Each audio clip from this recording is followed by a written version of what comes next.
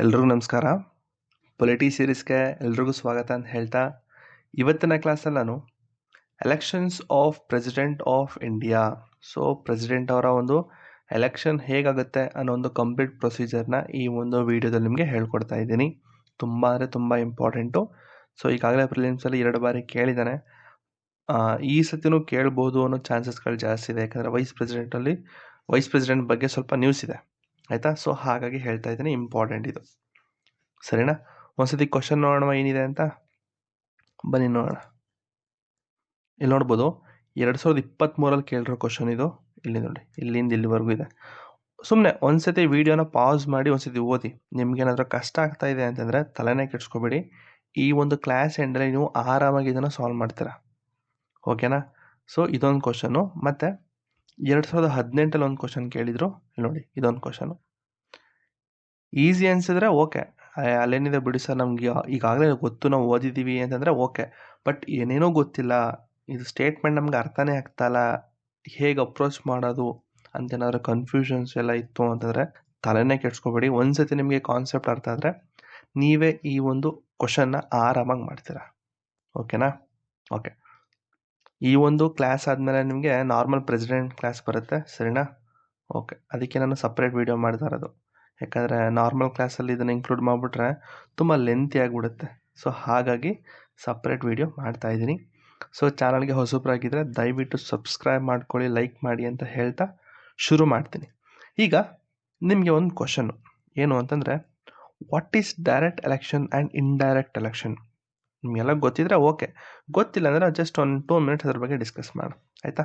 So ಈಗ normal ಯಾರಿದ್ದಾರಪ್ಪ ಇಲ್ಲಿ ಕೆಳಗಡೆ? ಓಕೆ, ಸಿಟಿಸನ್ಸ್ ಇದ್ದಾರೆ ಇಲ್ಲಿ, ನಾರ್ಮಲ್ ಸಿಟಿಸನ್ಸ್ ಅಥವಾ ನಾರ್ಮಲ್ ಜನಗಳು, ಭಾರತದ ಜನಗಳು, ಅಥವಾ ಜಸ್ಟ್ ನಾನು ಪೀಪಲ್ ಆಫ್ ಇಂಡಿಯಾ ಅಂತ ಬರಿತೀನಿ, ಆಯಿತಾ. ಓಕೆ, ಈಗ ಇದೇ ಜನಗಳು ನಾರ್ಮಲಾಗಿ MP ಎಲೆಕ್ಷನ್ಗಳು ಬರ್ತಾರಲ್ಲಪ್ಪ, MP MLAಗಳು. ಸೊ ಇಲ್ಲಿ ಜನಗಳು ವೋಟ್ ಮಾಡ್ತಾರೆ, ಹೌದಾ. ಜನಗಳು ವೋಟ್ ಮಾಡಿ ಯಾರೊಬ್ಬ ಪರ್ಸನ್ನ ಗೆಲ್ಲಿಸ್ತಾರೆ. ಮೇ ಬಿ ನಿಮ್ಮ ಲೋಕಲ್ ಗವರ್ನೆನ್ಸಲ್ಲಿ ನಿಮ್ಮ ಮೆಂಬರ್ಗಳಾಗಿರ್ಬೋದು, ಆಯಿತಾ.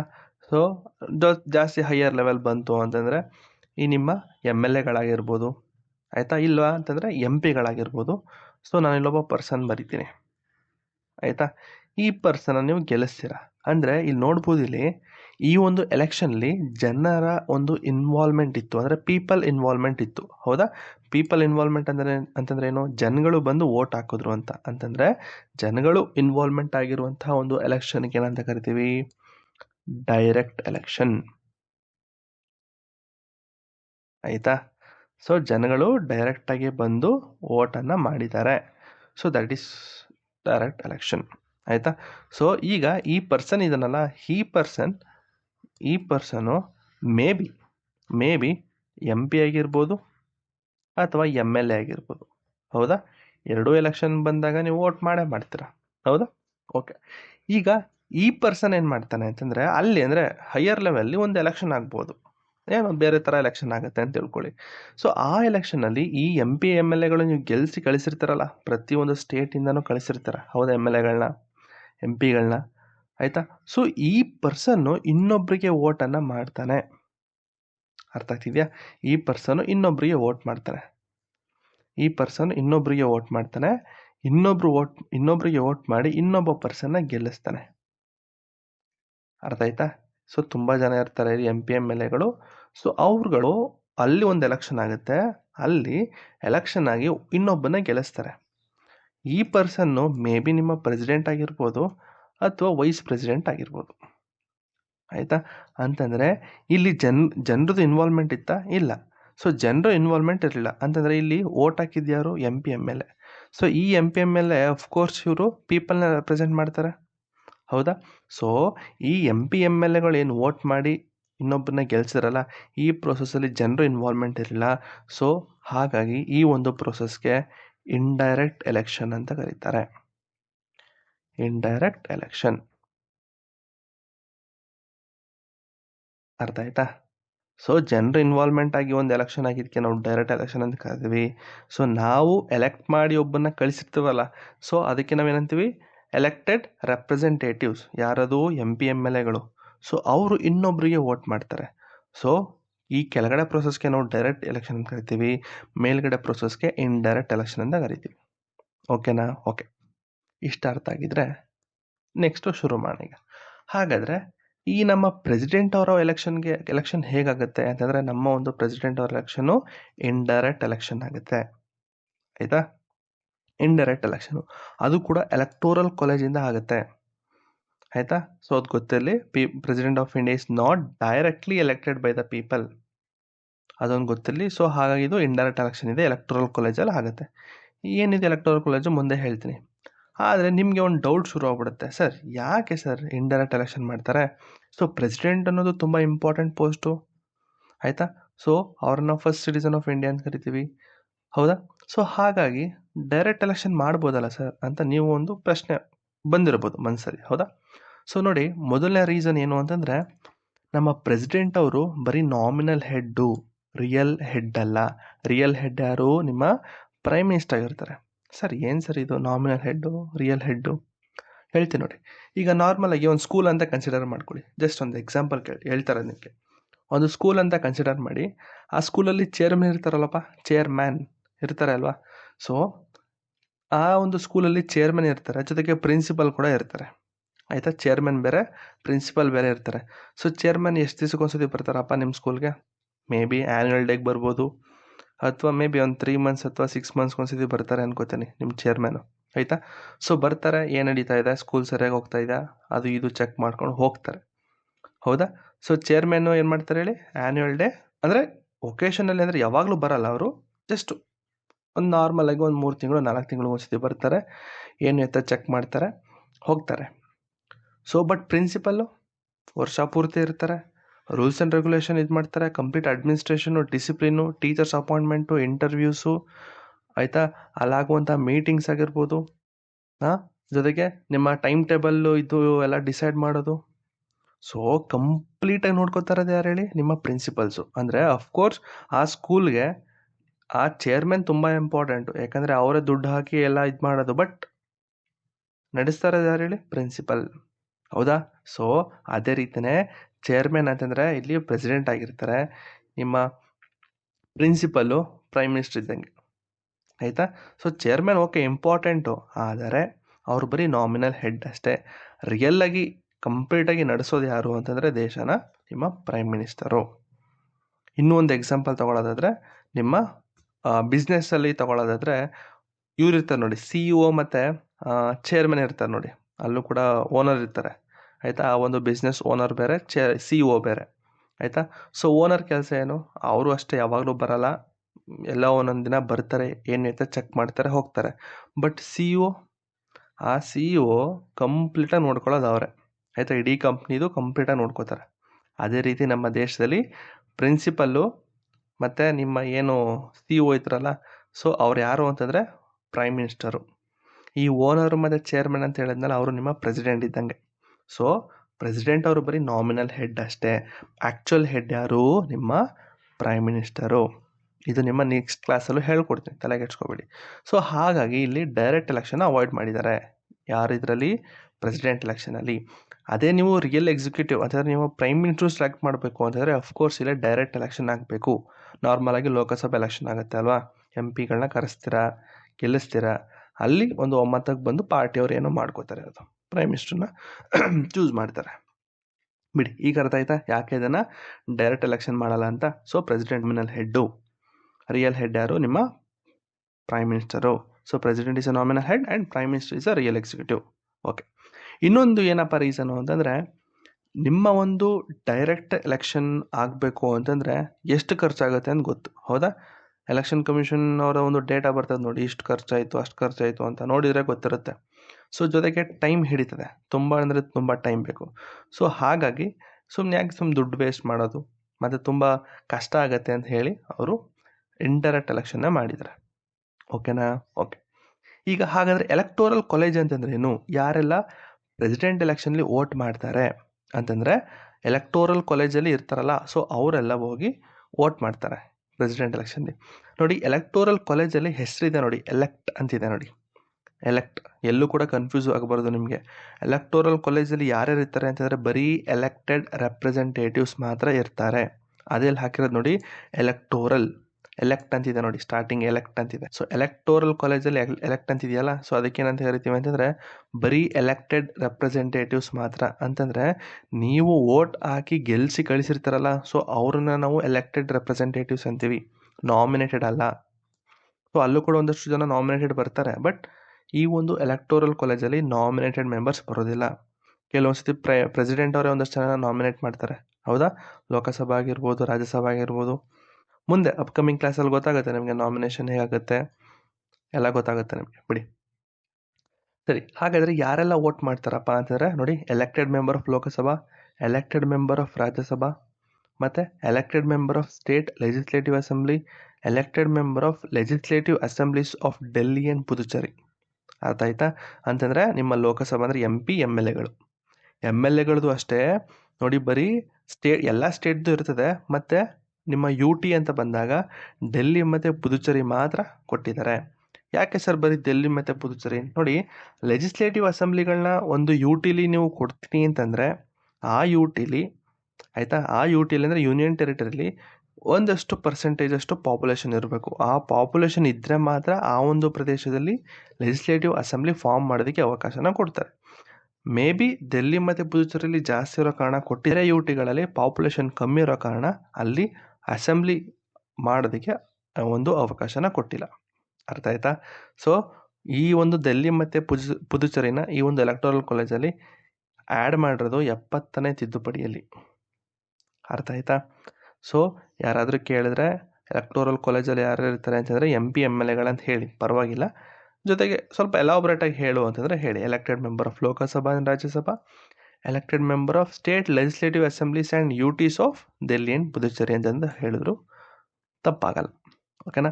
ಹಾಗಾದರೆ ಯಾರೆಲ್ಲ ವೋಟ್ ಮಾಡೋದಿಲ್ಲ ಅಂತಂದರೆ ನಾಮಿನೇಟೆಡ್ ಮೆಂಬರ್ಸ್ಗಳು, ನಾಮಿನೇಟೆಡ್ MPಗಳು, ನಾಮಿನೇಟೆಡ್ MLAಗಳು, ಮತ್ತು ನಿಮ್ಮ MLCಗಳು, ವಿಧಾನ ಪರಿಷತ್, ಹೌದಾ, ವಿಧಾನಸಭಾ ವಿಧಾನ ಪರಿಷತ್, MLCಗಳು, ಮತ್ತು ನಾಮಿನೇಟೆಡ್ ಮೆಂಬರ್ ಆಫ್ ಡೆಲ್ಲಿ ಮತ್ತು ಪುದುಚೇರಿ ಅಸೆಂಬ್ಲಿ. ಸೊ ಅವ್ರುಗಳು ಯಾವುದೇ ಕಾರಣಕ್ಕೂ ಇಲ್ಲಿ ವೋಟ್ ಮಾಡೋದಿಲ್ಲ. ಅಕಸ್ಮಾತು ಸ್ಟೇಟ್ ಅಸೆಂಬ್ಲಿ ಏನಾದರೂ ಡಿಸಾಲ್ವ್ ಆಗೋಯ್ತು ಅಂತ ತಿಳ್ಕೊಳ್ಳಿ. ಈಗ ಪ್ರೆಸಿಡೆಂಟ್ ಎಲೆಕ್ಷನ್ ಆಗ್ತಾ ಇದೆ, ಮಧ್ಯದಲ್ಲಿ ಸ್ಟೇಟ್ ಅಸೆಂಬ್ಲಿ ಡಿಸಾಲ್ವ್ ಆಗೋಯ್ತು. ಹಾಗಾದರೆ ಆ ಮೆಂಬರ್ಗಳು ವೋಟ್ ಮಾಡ್ತಾರಾ ಅಂತಂದರೆ ನೋಡಿ, ಇಲ್ಲ. ಒಂದ್ಸತಿ ಸ್ಟೇಟ್ ಅಸೆಂಬ್ಲಿ ಡಿಸಾಲ್ವ್ ಆದ ತಕ್ಷಣ ಅಲ್ಲಿರುವಂಥ MLAಗಳಾಗಿರ್ಬೋದು ಎಲ್ಲರೂ ಕೂಡ ಅವರ ಪವರ್ನ ಕಳ್ಕೊತಾರೆ. ಸೊ ಅವರು ಈ ಒಂದು ಎಲೆಕ್ಷನಲ್ಲಿ ವೋಟ್ ಮಾಡೋದಿಲ್ಲ.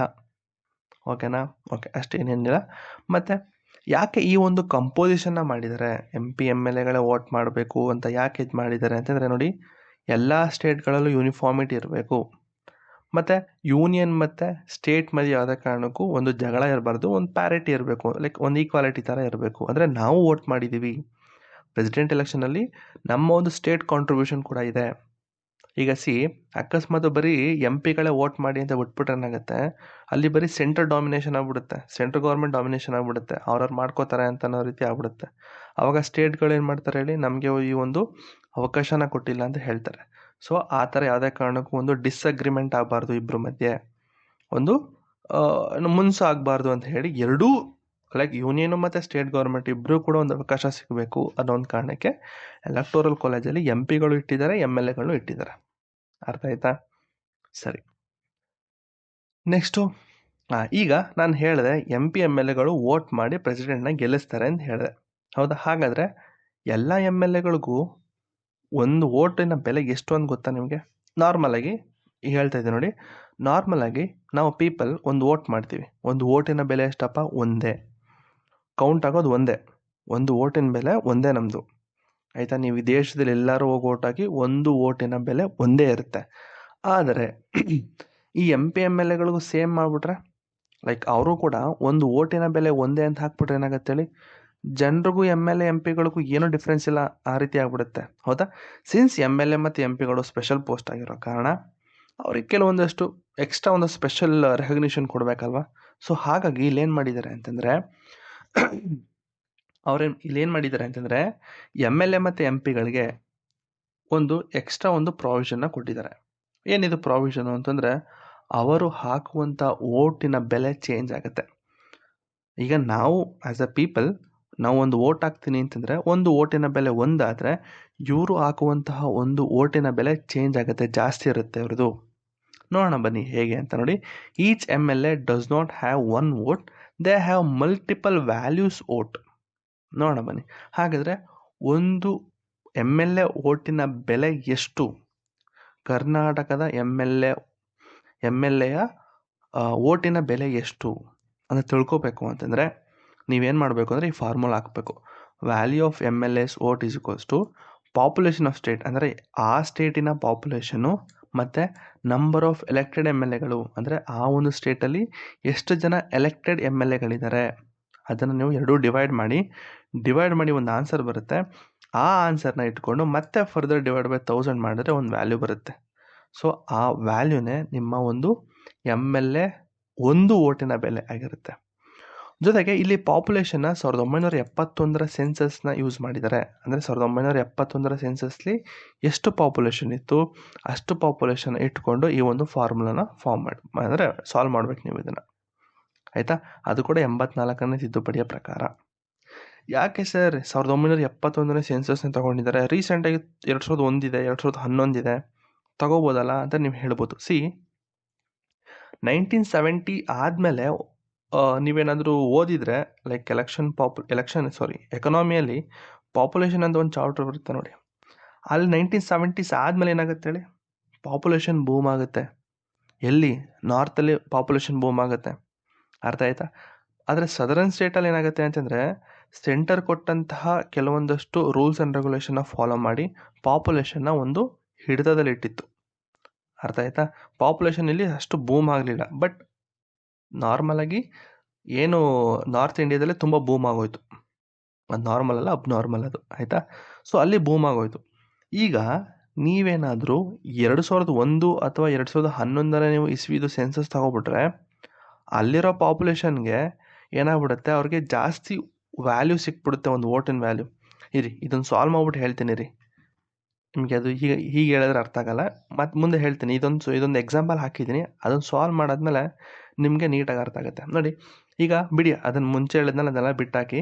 ಈಗ ನೋಡಿ, ಈಗ ಒಬ್ಬ MLA ಒಂದು ವೋಟಿನ ಬೆಲೆ ಎಷ್ಟು ನಾನು ಹೇಳಿದೆ ಏನು ಅಂತಂದರೆ ಒಂದೊಂದು ಸ್ಟೇಟಲ್ಲೂ ಕೂಡ ಚೇಂಜ್ ಆಗುತ್ತೆ ನೋಡಿ. ಬೇಸ್ಡ್ ಆನ್ ಪಾಪ್ಯುಲೇಷನ್ ಆ ಸ್ಟೇಟಲ್ಲಿ ಹೇಗಿದೆ ಅನ್ನೋದ್ರ ಮೇಲೆ ಒಬ್ಬ MLA ವೋಟಿನ ಬೆಲೆ ನಿರ್ಧಾರ ಆಗುತ್ತೆ, ಅರ್ಥ ಆಯ್ತಾ. Since he is representing the people, ಅವನು ಜನರನ್ನ ರೆಪ್ರೆಸೆಂಟ್ ಮಾಡ್ತಾ ಇದ್ದಾರೆ, ಹೌದಾ. MLAಗಳು ಜನರನ್ನ ಸೊ ಹಾಗಾಗಿ ಅಲ್ಲಿರುವ ಪಾಪ್ಯುಲೇಷನ್ನ ಡಿಪೆಂಡ್, ಅಂದರೆ ಆ ಒಂದು ಪಾಪ್ಯುಲೇಷನ್ನ ಇಟ್ಕೊಂಡು ಅವನ ಒಂದು ವೋಟಿನ ಬೆಲೆನ ನಿರ್ಧಾರ ಮಾಡ್ತಾ ಇದ್ದೀವಿ ಇಲ್ಲಿ, ಅರ್ಥ ಆಯ್ತಾ. ಎಕ್ಸಾಂಪಲ್ UPನ ಕನ್ಸಿಡರ್ ಮಾಡ್ಕೊಳ್ಳಿ, since it is a big state. Example ಚೆನ್ನಾಗಿದೆ, ನೋಡೋಣ ಬನ್ನಿ. ಈಗ ಸೊ ಈಗ 1971 ಸೆನ್ಸಸ್ ಪ್ರಕಾರ ಉತ್ತರ ಪ್ರದೇಶಲ್ಲಿ ಎಷ್ಟು ಪಾಪ್ಯುಲೇಷನ್ ಇತ್ತು ಅಂದರೆ ಇಷ್ಟಿತ್ತು, 8,38,49,905, ಅರ್ಥ ಆಯ್ತಾ. ಸೊ ಇಷ್ಟು ಪಾಪ್ಯುಲೇಷನ್ ಇದ್ದಿದ್ದು, ಆಯಿತಾ. As per the formula first population ಬರ್ಕೋಬೇಕಾ? ಹೌದು, ಪಾಪ್ಯುಲೇಷನ್ ಬರ್ಕೋಬೇಕು. ಮತ್ತು ಅಲ್ಲಿ ಎಲೆಕ್ಟೆಡ್ MLAಗಳು ಎಷ್ಟು ಜನ ಇದ್ದಾರೆ? 403 ಜನ ಇದ್ದಾರೆ. ಎಲೆಕ್ಟೆಡ್ MLAಗಳು ತುಂಬ ಜಾಸ್ತಿ ಇದ್ದಾರೆ, ಸೊ 403. ಸೊ ನಾ ಏನು ಮಾಡ್ತೀನಿ, ಎರಡನ್ನೂ ಕೂಡ ಡಿವೈಡ್ ಮಾಡ್ತೀನಿ. ಇಲ್ಲಿ ಪಾಪ್ಯುಲೇಷನ್ ಹಾಕ್ತೀನಿ, ಇಲ್ಲಿ ನಂಬರ್ ಆಫ್ ಎಲೆಕ್ಟೆಡ್ MLAಗಳಿಗೆ 403 ಹಾಕ್ತೀನಿ. ನೋಡಿ ಇಲ್ಲಿ ಕ್ಯಾಲ್ಕುಲೇಷನ್ ಹಾಕಿದ್ದೀನಿ ನೋಡಿ, 8, 38, 49, 905 ಡಿವೈಡೆಡ್ ಬೈ 403. ಎರಡೂ ನೀವು ಡಿವೈಡ್ ಮಾಡಿದ್ರೆ ನಿಮಗೆ ಈ ಒಂದು ವ್ಯಾಲ್ಯೂ ಬರುತ್ತೆ, ಅರ್ಥ ಆಯ್ತಾ. ಈ ಒಂದು ವ್ಯಾಲ್ಯೂ ಬರುತ್ತೆ. ಮತ್ತೆ ಈ ಒಂದು ವ್ಯಾಲ್ಯೂನ ಮತ್ತೆ it is further divided by, ನೋಡಿ ಇಲ್ಲಿ ಹಾಕಿದ್ರೆ ನೋಡಿ, ಮತ್ತೆ ಫರ್ದರ್ ಡಿವೈಡ್ ಬೈ 1000 ಮಾಡಿ. ಸೊ ಅದನ್ನು ಮತ್ತೆ ನೀವು ಫರ್ದರ್ ಡಿವೈಡ್ ಬೈ 1000 ಮಾಡ್ತು ಅಂದರೆ ಒಂದು ವ್ಯಾಲ್ಯೂ ಬರುತ್ತೆ 208 ಅಂತ. ಸೊ ಅಂದರೆ ಏನರ್ಥ ಅಂದರೆ UPಯಲ್ಲಿರುವಂತಹ ಒಬ್ಬ MLA ಒಂದು ವೋಟಿನ ಬೆಲೆ ಎಷ್ಟು ಅಂದರೆ 208 ಅಂತ. ಅಂದರೆ ಅವನಿಗೆ 208 ವೋಟ್ ಕೊಡಲ್ಲ, ಅವ್ನು ಕೊಡೋದೇ ಒಂದು ವೋಟು, ಆಯಿತಾ. ಅವನು ಕೊಡೋದೇ ಒಂದು ವೋಟು, ಅವ್ನು ಹಾಕೋದೇ ಒಂದು ವೋಟು. ಆದರೆ ಅವನ ಒಂದು ವೋಟಿನ ಬೆಲೆ 208 ಆಗಿರುತ್ತೆ, ಅರ್ಥ ಆಯ್ತಾ. 208 ಆಗಿರುತ್ತೆ, ಅರ್ಥ ಆಯ್ತಾ. ಇದು ಅರ್ಥ ಆಗಿದ್ರೆ ಮಿಕ್ಕಿದ್ದೆಲ್ಲ ಈಸಿ, ಓಕೆನಾ. ಓಕೆ, ಈಗ ಈ ಒಂದು 208 ಸರ್ ಎಲ್ಲ ಸ್ಟೇಟ್ಗೂ 208 ಇರುತ್ತಾ ಅಂತ ಕೇಳ್ಬೋದು. ಎಲ್ಲ ಸ್ಟೇಟಿನ MLAಗಳಿಗೂ ಸೇಮ್ ಇರುತ್ತಾ ಅಂದರೆ ಇಲ್ಲ. ನೋಡಿ, ಪ್ರತಿಯೊಂದು ಸ್ಟೇಟಲ್ಲೂ 1971 ಸೆನ್ಸಸ್ ಪ್ರಕಾರ ಪಾಪ್ಯುಲೇಷನ್ ಚೇಂಜ್ ಆಗ್ತಾ ಹೋಗುತ್ತೆ. ಹೌದಾ? ಪಾಪ್ಯುಲೇಷನ್ ಬೇರೆ ಬೇರೆ ಇದೆ. ಸೊ ಸಿನ್ಸ್ MLA ಅವರು ಏನು ಪೀಪಲ್ನ ರೆಪ್ರೆಸೆಂಟ್ ಮಾಡ್ತಾ ಇದ್ದಾರೆ, ಬೇಸ್ಡ್ ಆನ್ ದ ಪಾಪ್ಯುಲೇಷನ್, ಆ ಒಂದು ಪ್ರದೇಶದಲ್ಲಿ ಅಂದರೆ ಆ ಒಂದು ಸ್ಟೇಟಲ್ಲಿ ಎಷ್ಟು ಪಾಪ್ಯುಲೇಷನ್ ಇತ್ತು ಅದನ್ನು ಇಟ್ಕೊಂಡು ಒಬ್ಬೊಬ್ಬ MLAಯ ಓಟ್ಗಳು, ಅಂದರೆ ಓಟಲ್ಲ, ಓಟಿನ ವ್ಯಾಲ್ಯೂಗಳು ಚೇಂಜ್ ಆಗ್ತಾ ಹೋಗುತ್ತೆ. ಆಯಿತಾ?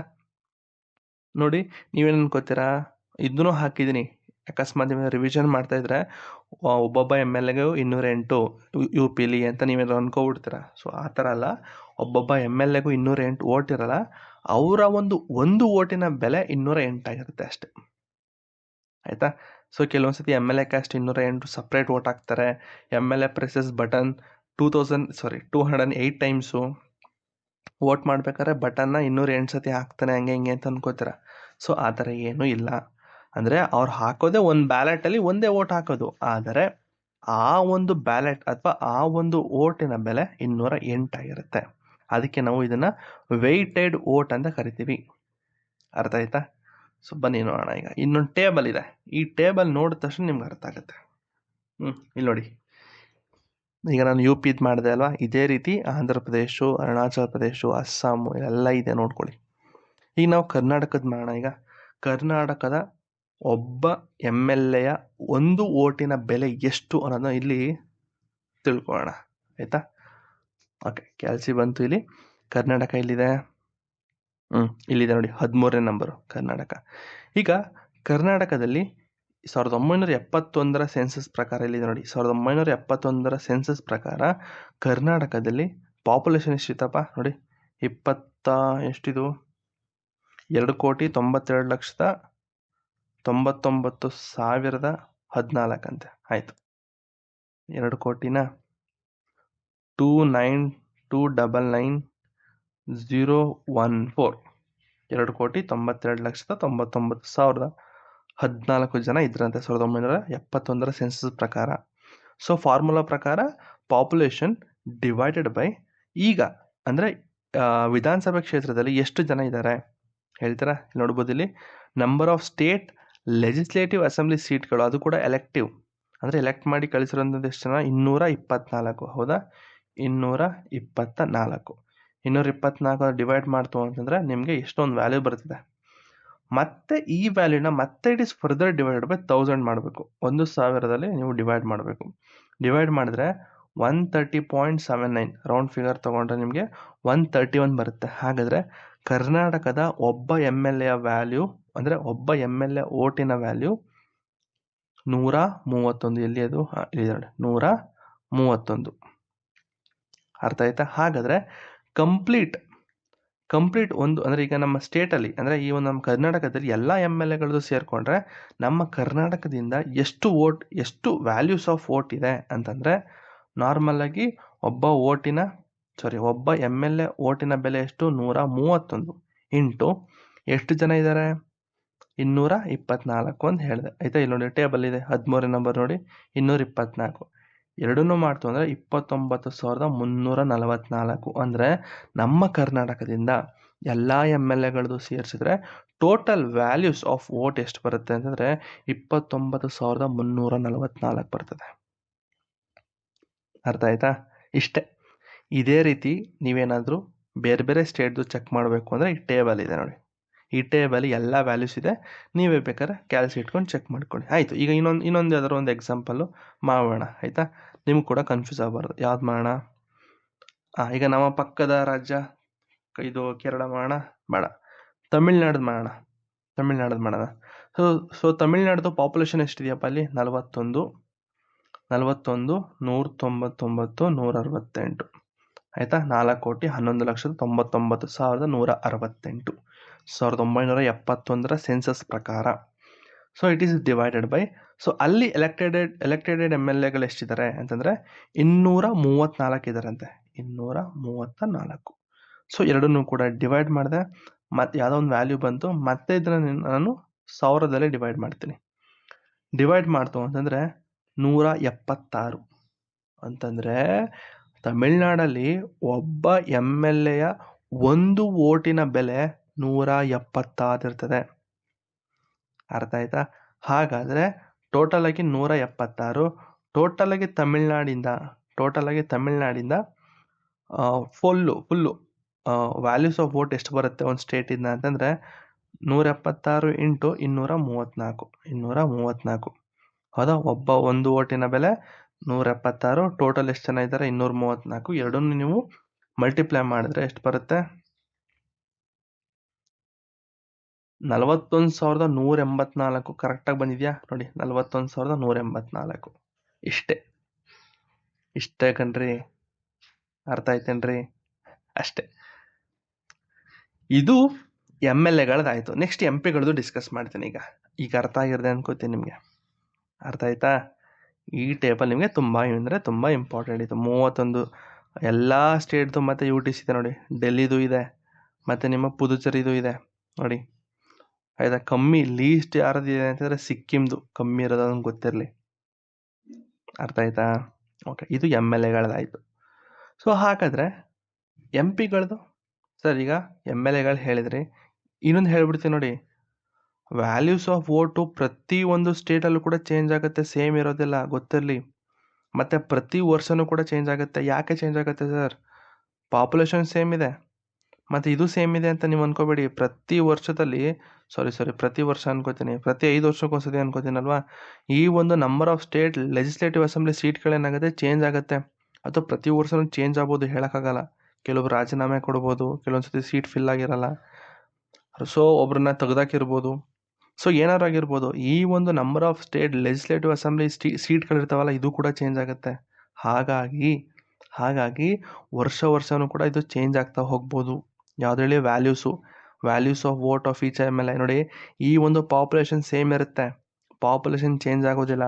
ಚೇಂಜ್ ಆಗೋದೇ ಇದು ಚೇಂಜ್ ಆಯಿತು ಅಂತಂದರೆ ಇದು ಕೂಡ ಚೇಂಜ್ ಆಗುತ್ತೆ. ನಂಬರ್ ಆಫ್ ಸೀಟ್ಸ್ ಚೇಂಜ್ ಆಯಿತು ಅಂದರೆ ವ್ಯಾಲ್ಯೂಸು ಕೂಡ ಚೇಂಜ್ ಆಗುತ್ತೆ, ಟೋಟಲ್ ವ್ಯಾಲ್ಯೂಸು ಕೂಡ ಚೇಂಜ್ ಆಗುತ್ತೆ. ಅರ್ಥ ಆಯ್ತಾ? ಇನ್ನೊಂದ್ಸತಿ ಹೇಳ್ಬಿಡ್ತೀನಿ ನೋಡಿ. ಈ ಒಂದು values of vote of each MLA ಪ್ರತಿ ಸ್ಟೇಟಲ್ಲೂ ಸೇಮ್ ಇರೋದಿಲ್ಲ. ಪ್ರತಿ ಸ್ಟೇಟ್ಗಳಲ್ಲೂ ಕೂಡ ಚೇಂಜಸ್ ಇರ್ತದೆ, ಬೇರೆ ಇರ್ತದೆ. ಅರ್ಥ ಆಯ್ತಾ? ಅದನ್ನು ನೋಡ್ಕೊಳ್ಳಿ.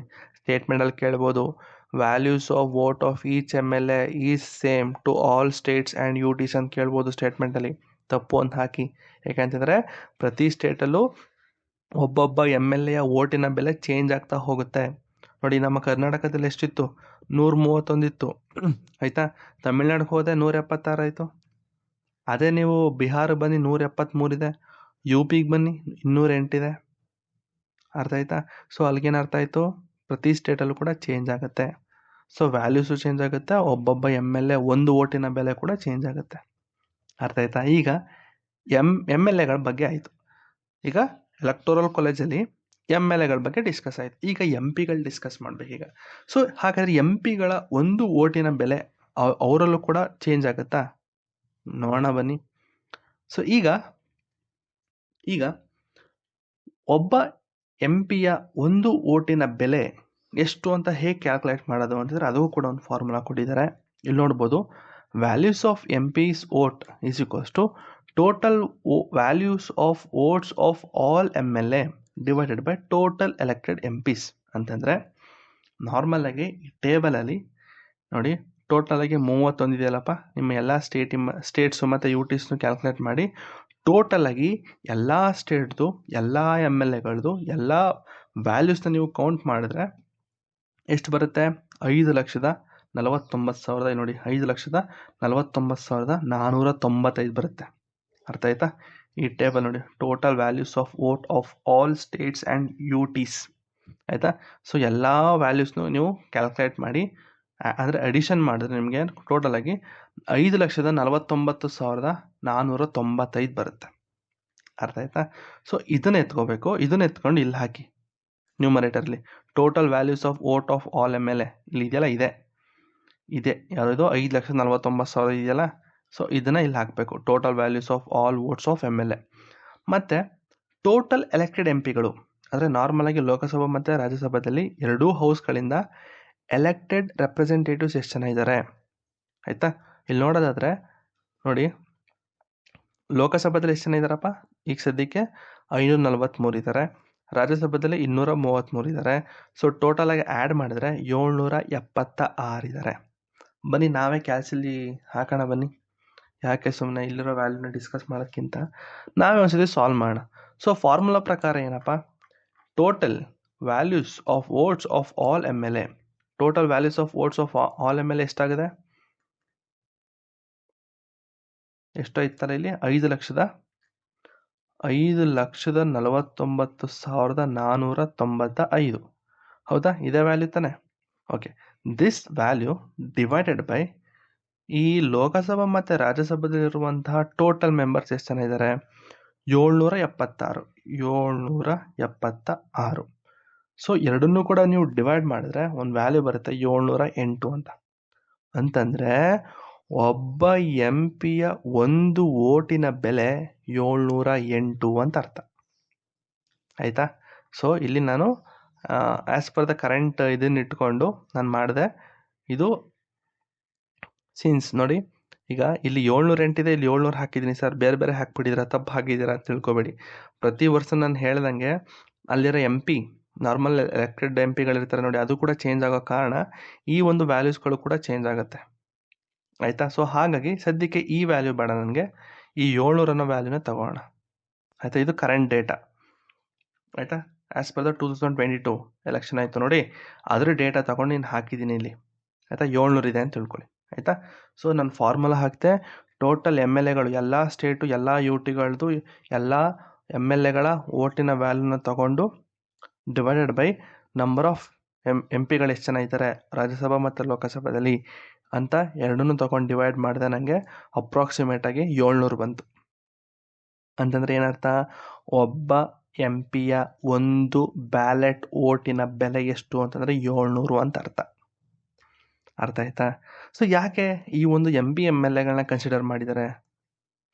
ಅಫ್ಕೋರ್ಸ್ ಸ್ಟೇಟ್ ಅಂತ ಬಂದಾಗ ಈ ಒಂದು MP MLAಗಳು ಓಟು, ಇದರಿಂದ ಫೆಡ್ರಲ್ ಬ್ಯಾಲೆನ್ಸ್ ಕ್ರಿಯೇಟ್ ಆಗುತ್ತೆ, ಈಕ್ವಾಲಿಟಿ ಇರ್ತದೆ. ಸೊ MP MLAಗಳು ಇಬ್ಬರು ಕೂಡ ಓಟ್ ಆಗ್ತಂಗಾಗುತ್ತೆ.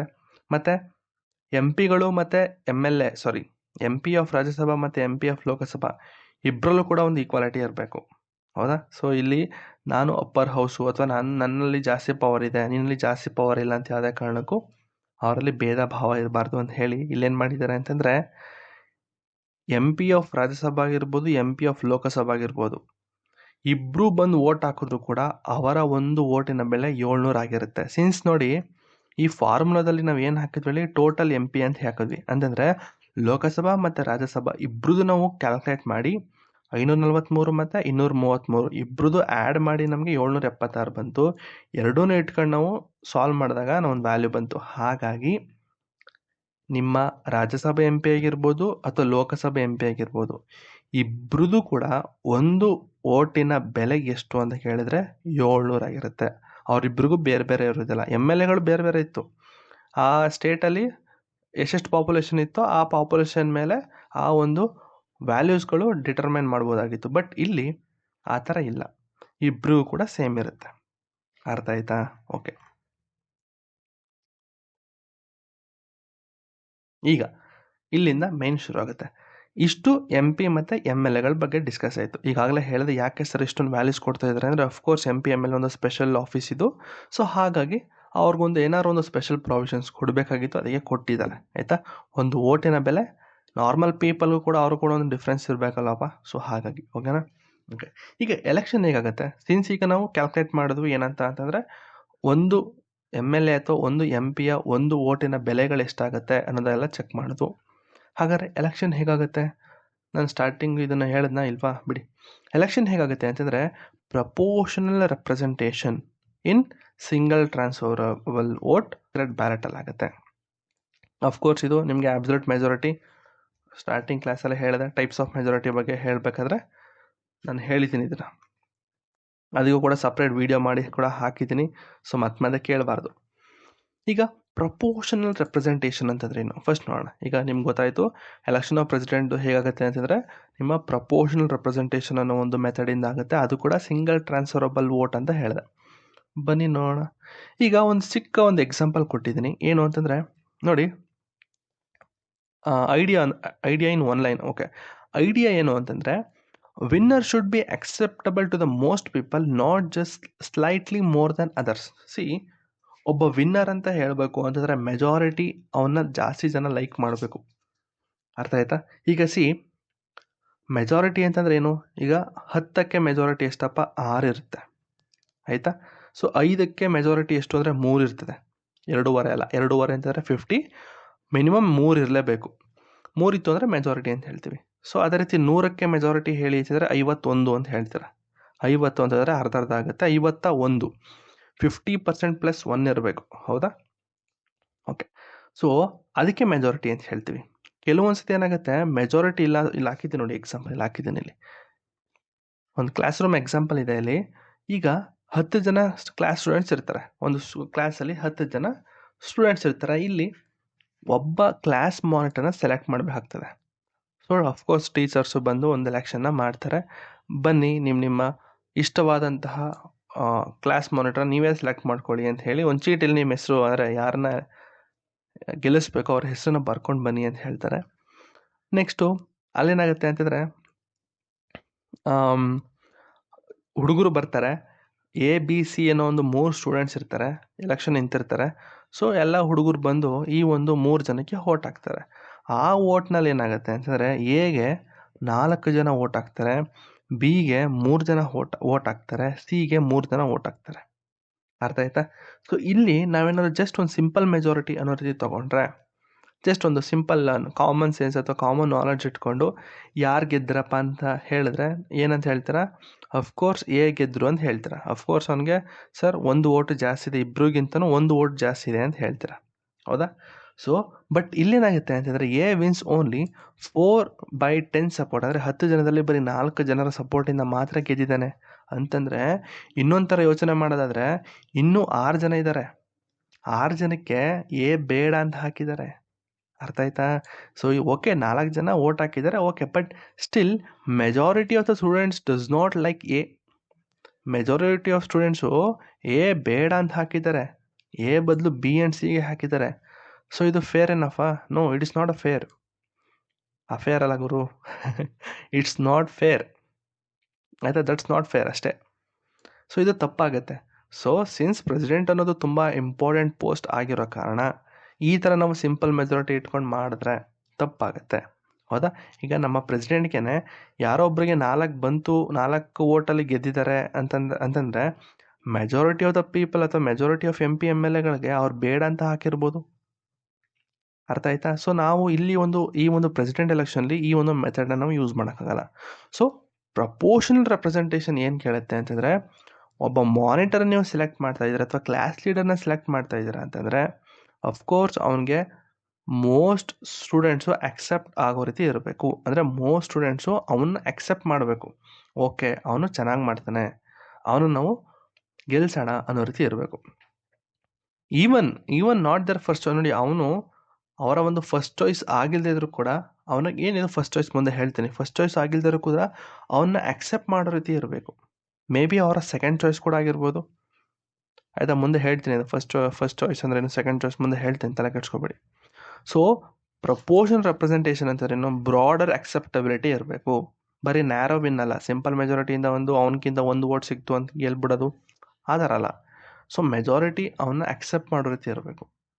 ಸೊ ಹಾಗಾಗಿ ಪ್ರೆಸಿಡೆಂಟ್ ಅವರು ಕೂಡ ಅವರು ಹೋಲ್ ಇಂಡಿಯಾನ ರೆಪ್ರೆಸೆಂಟ್ ಮಾಡ್ತಾ ಇದ್ದಾರೆ, ಅವ್ರು ಬರೀ ಒಂದು ಪಾರ್ಟಿನ ರೆಪ್ರೆಸೆಂಟ್ ಮಾಡ್ತಾ ಇಲ್ಲ. ಸೊ ಹಾಗಾಗಿ ಏನಾದರೂ ಒಂದು ಸ್ಪೆಷಲ್ ಮೆಥಡ್ ಇರಬೇಕಲ್ವಾ ಇದನ್ನು ಓವರ್ಕಮ್ ಮಾಡೋದಕ್ಕೆ. ಸೊ ಆ ಮೆಥಡ್ ಯಾವುದು ಅಂತಂದರೆ ಸಿಂಗಲ್ ಟ್ರಾನ್ಸ್ಫರಬಲ್ ವೋಟ್ ಅನ್ನೋ ಒಂದು ಮೆಥಡ್ನ ಯೂಸ್ ಮಾಡ್ತಾರೆ. ಹೇಗೆ? ಇದರಿಂದ ನಾವು ಈ ಒಂದು ಪ್ರಪೋರ್ಷನ್ ರೆಪ್ರೆಸೆಂಟೇಷನ್ನ ಅಚೀವ್ ಮಾಡ್ಬೋದು. ಬನ್ನಿ ನೋಡೋಣ ಹೇಗೆ ಅಂತ. ಈಗ ಸಿಂಗಲ್ ಟ್ರಾನ್ಸ್ಫರಬಲ್ ವೋಟ್, ಸಿಂಗಲ್ ಅಂತಂದರೆ ಅಫ್ಕೋರ್ಸ್ ಒಂದೇ ಸೀಕ್ರೆಟ್ ಬ್ಯಾಲೆಟ್ ಕೊಡ್ತಾರೆ, ಒಂದು ಬ್ಯಾಲೆಟ್ ಪೇಪರ್ ಕೊಡ್ತಾರೆ. ಆಯಿತಾ? ಆ ಒಂದು ಬ್ಯಾಲೆಟ್ ಪೇಪರ್ ಅದು 1 ವೋಟಿನಿಗೆ ಲೆಕ್ಕ. ಬಟ್ ಆ 1 ವೋಟು ಬೇರೆ, ಅಂದರೆ ವ್ಯಾಲ್ಯೂಸ್ ಚೇಂಜ್ ಆಗುತ್ತೆ. ಆಯಿತಾ? ಸೊ MLAಗಳಿಗೆ ವ್ಯಾಲ್ಯೂಗಳು 208 ಅಂತಂದರೆ ಒಬ್ಬ MLA ವ್ಯಾಲ್ಯೂ, 1 ವೋಟಿನ ವ್ಯಾಲ್ಯೂ 208 ಅಂತಂದರೆ ಆ ಒಂದು ಬ್ಯಾಲೆಟ್ ಪೇಪರ್ ವರ್ತು ಕೂಡ 208 ಆಗಿರುತ್ತೆ. ಆಯಿತಾ? ಅಫ್ಕೋರ್ಸ್ ಆ ಒಂದು ಬ್ಯಾಲೆಟ್ ಪೇಪರ್ಲಿ ಕಂಪ್ಲೀಟಾಗಿ ಅವ್ರ ಸ್ಟೇಟು, ಅವ್ರ ಹೆಸರು, ಅವ್ರ ವ್ಯಾಲ್ಯೂ ಎಷ್ಟಿದೆ ಅನ್ನೋದೆಲ್ಲ ಕೂಡ ಬರೆದಿರುತ್ತೆ, ತಲೆ ಕೆಡ್ಸ್ಕೊಬಿಡಿ. MP ಗಳದ್ದು ಅಷ್ಟೇ ಸೇಮ್. ಅವರ ಒಂದು ಬ್ಯಾಲೆಟ್ನ ವರ್ತ್ ಎಷ್ಟು ಅಂತಂದರೆ 700 ಅಂತ ಅರ್ಥ. ಗೊತ್ತಿರಲಿ, ಇಲ್ಲಿ ಎಮ್ ಎಲ್ ಎಗಳ ವ್ಯಾಲ್ಯೂಗಳು ಚೇಂಜ್ ಆಗ್ತಾ ಹೋಗುತ್ತೆ. ಜಸ್ಟ್ ನಾನು 208 ಹಾಕಿದ್ದೀನಿ ಅಂತ ಹೇಳಿ ಎಲ್ಲ ಎಮ್ ಎಲ್ ಎಗಳದ್ದು 208 ಇರೋದಿಲ್ಲ, ಚೇಂಜ್ ಆಗುತ್ತೆ. ಬಟ್ ಎಂ ಪಿಗಳದ್ದು ಬೋತ್ ಲೋಕಸಭಾ ಆ್ಯಂಡ್ ರಾಜ್ಯಸಭಾ ಅವ್ರದ್ದೆಲ್ಲ ಸೇಮ್ ಇರುತ್ತೆ. ಆಯಿತಾ. ಟ್ರಾನ್ಸ್ಫರಬಲ್ ವೋಟ್ ಅಂತಂದ್ರೆ ಏನು ಅಂತಂದರೆ ಅವರ ಒಂದು ವೋಟ್ನ ಮೂವ್ ಮಾಡ್ಬೋದು. ಇಲ್ಲಿ first preference, second preference, third preference ಅಂತ ಕೊಡ್ತಾರೆ ಹೆಸರನ್ನ. ಅವಾಗ ಏನಾಗುತ್ತೆ, ವೋಟ್ಗಳು ಮೂವ್ ಆಗ್ತಾ ಹೋಗುತ್ತೆ. ಮುಂದೆ ಹೇಳ್ತೀನಿ ಅದನ್ನು. ಸೊ ಈ ಥರ ಒಂದು ವೋಟ್ಗಳನ್ನ ಮೂವ್ ಮಾಡೋದ್ರಿಂದ ಅಫ್ಕೋರ್ಸ್ ಇಲ್ಲಿ ವೋಟು ಅಂದರೆ ಅವ್ರು ಹಾಕಿರುವಂಥ ವೋಟು ವೇಸ್ಟ್ ಆಗೋಲ್ಲ. ಆಯಿತಾ. ಸೊ ಇಲ್ಲಿ ನೋಡಿ ಈ ಎ ಬಿ ಸಿ ಅನ್ನೋರು ಏನು ಎಲೆಕ್ಷನ್ ನಿಂತಾಗ ಎಗೆ 4 ವೋಟ್ ಬಿತ್ತು, ಬಿಗೆ 3 ವೋಟ್ ಬಿತ್ತು, ಎ ಗೆಲ್ಲಿಸ್ಬಿಟ್ರಿ ಸರ್. ಹೇಗೆ 4 ವೋಟ್ ಸಿಕ್ಕಿದೆ ಸರ್, ಅವ್ನು ಗೆಲ್ಲಬೇಕು ಅಂತ ಗೆಲ್ಸಿದ್ರಿ. ಬಟ್ ಇಲ್ಲಿ ಮೆಜಾರಿಟಿ ಜನ ಬೇಡ ಅಂತ ಹೇಳೋದ್ರ ಜೊತೆಗೆ ಒಟ್ಟು 6 ವೋಟ್ಗಳು ವೇಸ್ಟ್ ಆಯಿತು. ಅರ್ಥ ಆಯ್ತಾ. 6 ಜನ ಬೇಡ ಅಂತ ಹೇಳಿದ್ರಿ, ಆಯಿತಾ. 6 ಜನ ಬೇಡ ಅಂತ ಹೇಳಿದ್ರು, ಇಲ್ಲಿ ಜೊತೆಗೆ 6 ವೋಟ್ನ ನೀವು ಹಂಗೆ ಸೈಡ್ಗೆ ಇಟ್ಬಿಟ್ರಿ. ಆಯಿತಾ. 6 ವೋಟ್ಗುರು ಮೆಜಾರಿಟಿ ವೋಟ್ನ ನೀವು ಬೇಡ ಅಂತ ಹೇಳಿ ಬರೀ 4 ವೋಟ್ನ ಸೆಲೆಕ್ಟ್ ಮಾಡಿ ಒಬ್ಬನೇ ಗೆಲ್ಸಿದ್ದೀರಾ. ಅರ್ಥ ಆಗ್ತಿದೆಯಾ. ಸೊ ಇದು ಸರಿ ಇಲ್ಲ. ಅಂದರೆ ಒಬ್ಬ ಹಾಕುವಂಥ ವೋಟ್ ಯಾವುದೇ ಕಾರಣಕ್ಕೂ ವೇಸ್ಟ್ ಆಗಬಾರ್ದು. ಸೊ ಅದಕ್ಕೆ ಏನಾದರೂ ಒಂದು ಐಡಿಯಾ ಹುಡುಕ್ಬೇಕಲ್ಲ ಅಂತ ಹೇಳಿ ಒಂದು ಮೆಥಡ್ನ ತೊಗೊಬಂದಿದ್ದಾರೆ. That is transferable vote, single transferable vote. ಬನ್ನಿ ನೋಡೋಣ, ಜಾಸ್ತಿ ಟೈಮ್ ವೇಸ್ಟ್ ಮಾಡೋಣ. ಓಕೆ ನೋಡ್ರಪ್ಪ, ಇಲ್ಲಿಂದ ನೀಟಾಗಿ ಕೇಳಿಸ್ಕೊಳ್ಳಿ. ಸ್ಟಾರ್ಟಿಂಗಿಂದ ಕೇಳಿಸ್ಕೊಳ್ಳಿದ್ರು ಪರವಾಗಿಲ್ಲ, ಇಲ್ಲಿ ಕೇಳಿಸ್ಕೊಳ್ಳಿಲ್ಲ ಅಂದರೆ ಏನು ಅರ್ಥ ಆಗಲ್ಲ ನಿಮಗೆ. ಈಗ ಅಫ್ಕೋರ್ಸ್ ಈಗ 10 ವೋಟರ್ಸ್ ಇದ್ದಾರೆ ಕ್ಲಾಸಲ್ಲಿ, 10 ಜನ ಇದ್ದಾರೆ. ಒಂದು ಪೋಸ್ಟ್ ಅಂದರೆ ಪ್ರೆಸಿಡೆಂಟ್ ಪೋಸ್ಟ್ಗೆ ಅಥವಾ ನಿಮ್ಮ ಒಂದು ಕ್ಲಾಸ್ ಲೀಡರ್ ಆಗಿರ್ಬೋದು, ಕ್ಲಾಸ್ ಮಾನಿಟರ್ ಪೋಸ್ಟ್ಗೆ ಆಗಿರ್ಬೋದು ಒಂದು ಎಲೆಕ್ಷನ್ ನಡೀತಾ ಇದೆ. ಕ್ಯಾಂಡಿಡೇಟ್ಸ್ ಯಾರಪ್ಪ ಅಂತಂದರೆ ಎ ಬಿ ಸಿ ಡಿ ಅನ್ನೋ 4 ಜನ ನಿಂತಿದ್ದಾರೆ. ಓಕೆ, ವಿನ್ನಿಂಗ್ ಲೈನ್ ಎಷ್ಟಪ್ಪ? ಅಫ್ಕೋರ್ಸ್ ನಾನು ಹೇಳಿದೆ ಮೆಜಾರಿಟಿ ಜನ ಅಂತಂದರೆ 6 ಜನ. 10ಅಲ್ಲಿ 6 ಜನನಾದರೂ ಅವನಿಗೆ ವೋಟ್ ಹಾಕಿದ್ರೆ ಅಫ್ಕೋರ್ಸ್ ಅವನು ಗೆಲ್ತಾನೆ. ಹೌದಾ? ಓಕೆನಾ? ಓಕೆ. ಈಗ ಒಂದು ಟೇಬಲ್ ಇದೆ. ಈ ಟೇಬಲ್ನ ಜಾಸ್ತಿ ಹಂಗೆ ಹಿಂಗೆ ಅಂತ ಏನು ಇದು ಮಾಡ್ಕೋಬೇಡಿ. ಸಿಂಪಲ್ ಆಗಿದೆ ಟೇಬಲ್ ಇದು, ಜಾಸ್ತಿ ತಲೆನೇ ಕೆಡ್ಸ್ಕೊಬೇಡಿ. ಹಂಗೆ ಹೇಳ್ತೀನಿ ನೋಡಿ. ಫುಲ್ ಕಾಣಿಸ್ತಾ ಇದೆಯಾ? ಓಕೆ. ಈಗ ವೋಟಿಂಗ್ದು ಶುರು ಆಯಿತು. ಓಕೆ, ಮೊದಲನೇ ಸ್ಟೂಡೆಂಟ್ ಬಂದ. 1 2 3 ಇದೆಯಲ್ಲ, ಇದು ಸ್ಟೂಡೆಂಟ್ 1 ಅಂತ ತಗೊಳ್ಳಿ. ಅವನು ಬಂದ ವೋಟ್ ಹಾಕೋದಕ್ಕೆ. ಅವನೇನು ಮಾಡ್ತಾನೆ ಅಂತಂದರೆ, ಅವನಲ್ಲಿ ಒಂದು ಸೀಕ್ರೆಟ್ ಬ್ಯಾಲೆಟ್ ಅಥವಾ ಒಂದು ಶೀಟ್ನ ಕೊಟ್ಟಿರ್ತಾರೆ A4 ಸೈಜ್ ಶೀಟಲ್ಲಿ. ಆ A4 ಸೈಜ್ ಶೀಟಲ್ಲಿ ಹಿಂಗಿರುತ್ತೆ, ಏನು ಅಂತಂದರೆ first preference, second preference, third preference ಅಂತ ಒಂದು ಟೇಬಲ್ ಇರ್ತದೆ. ಅರ್ಥ ಆಯ್ತಾ? ಅಂದರೆ ನಿನ್ನ ಒಂದು ಪ್ರಿಫರೆನ್ಸ್ಗಳನ್ನ ಬರೀ.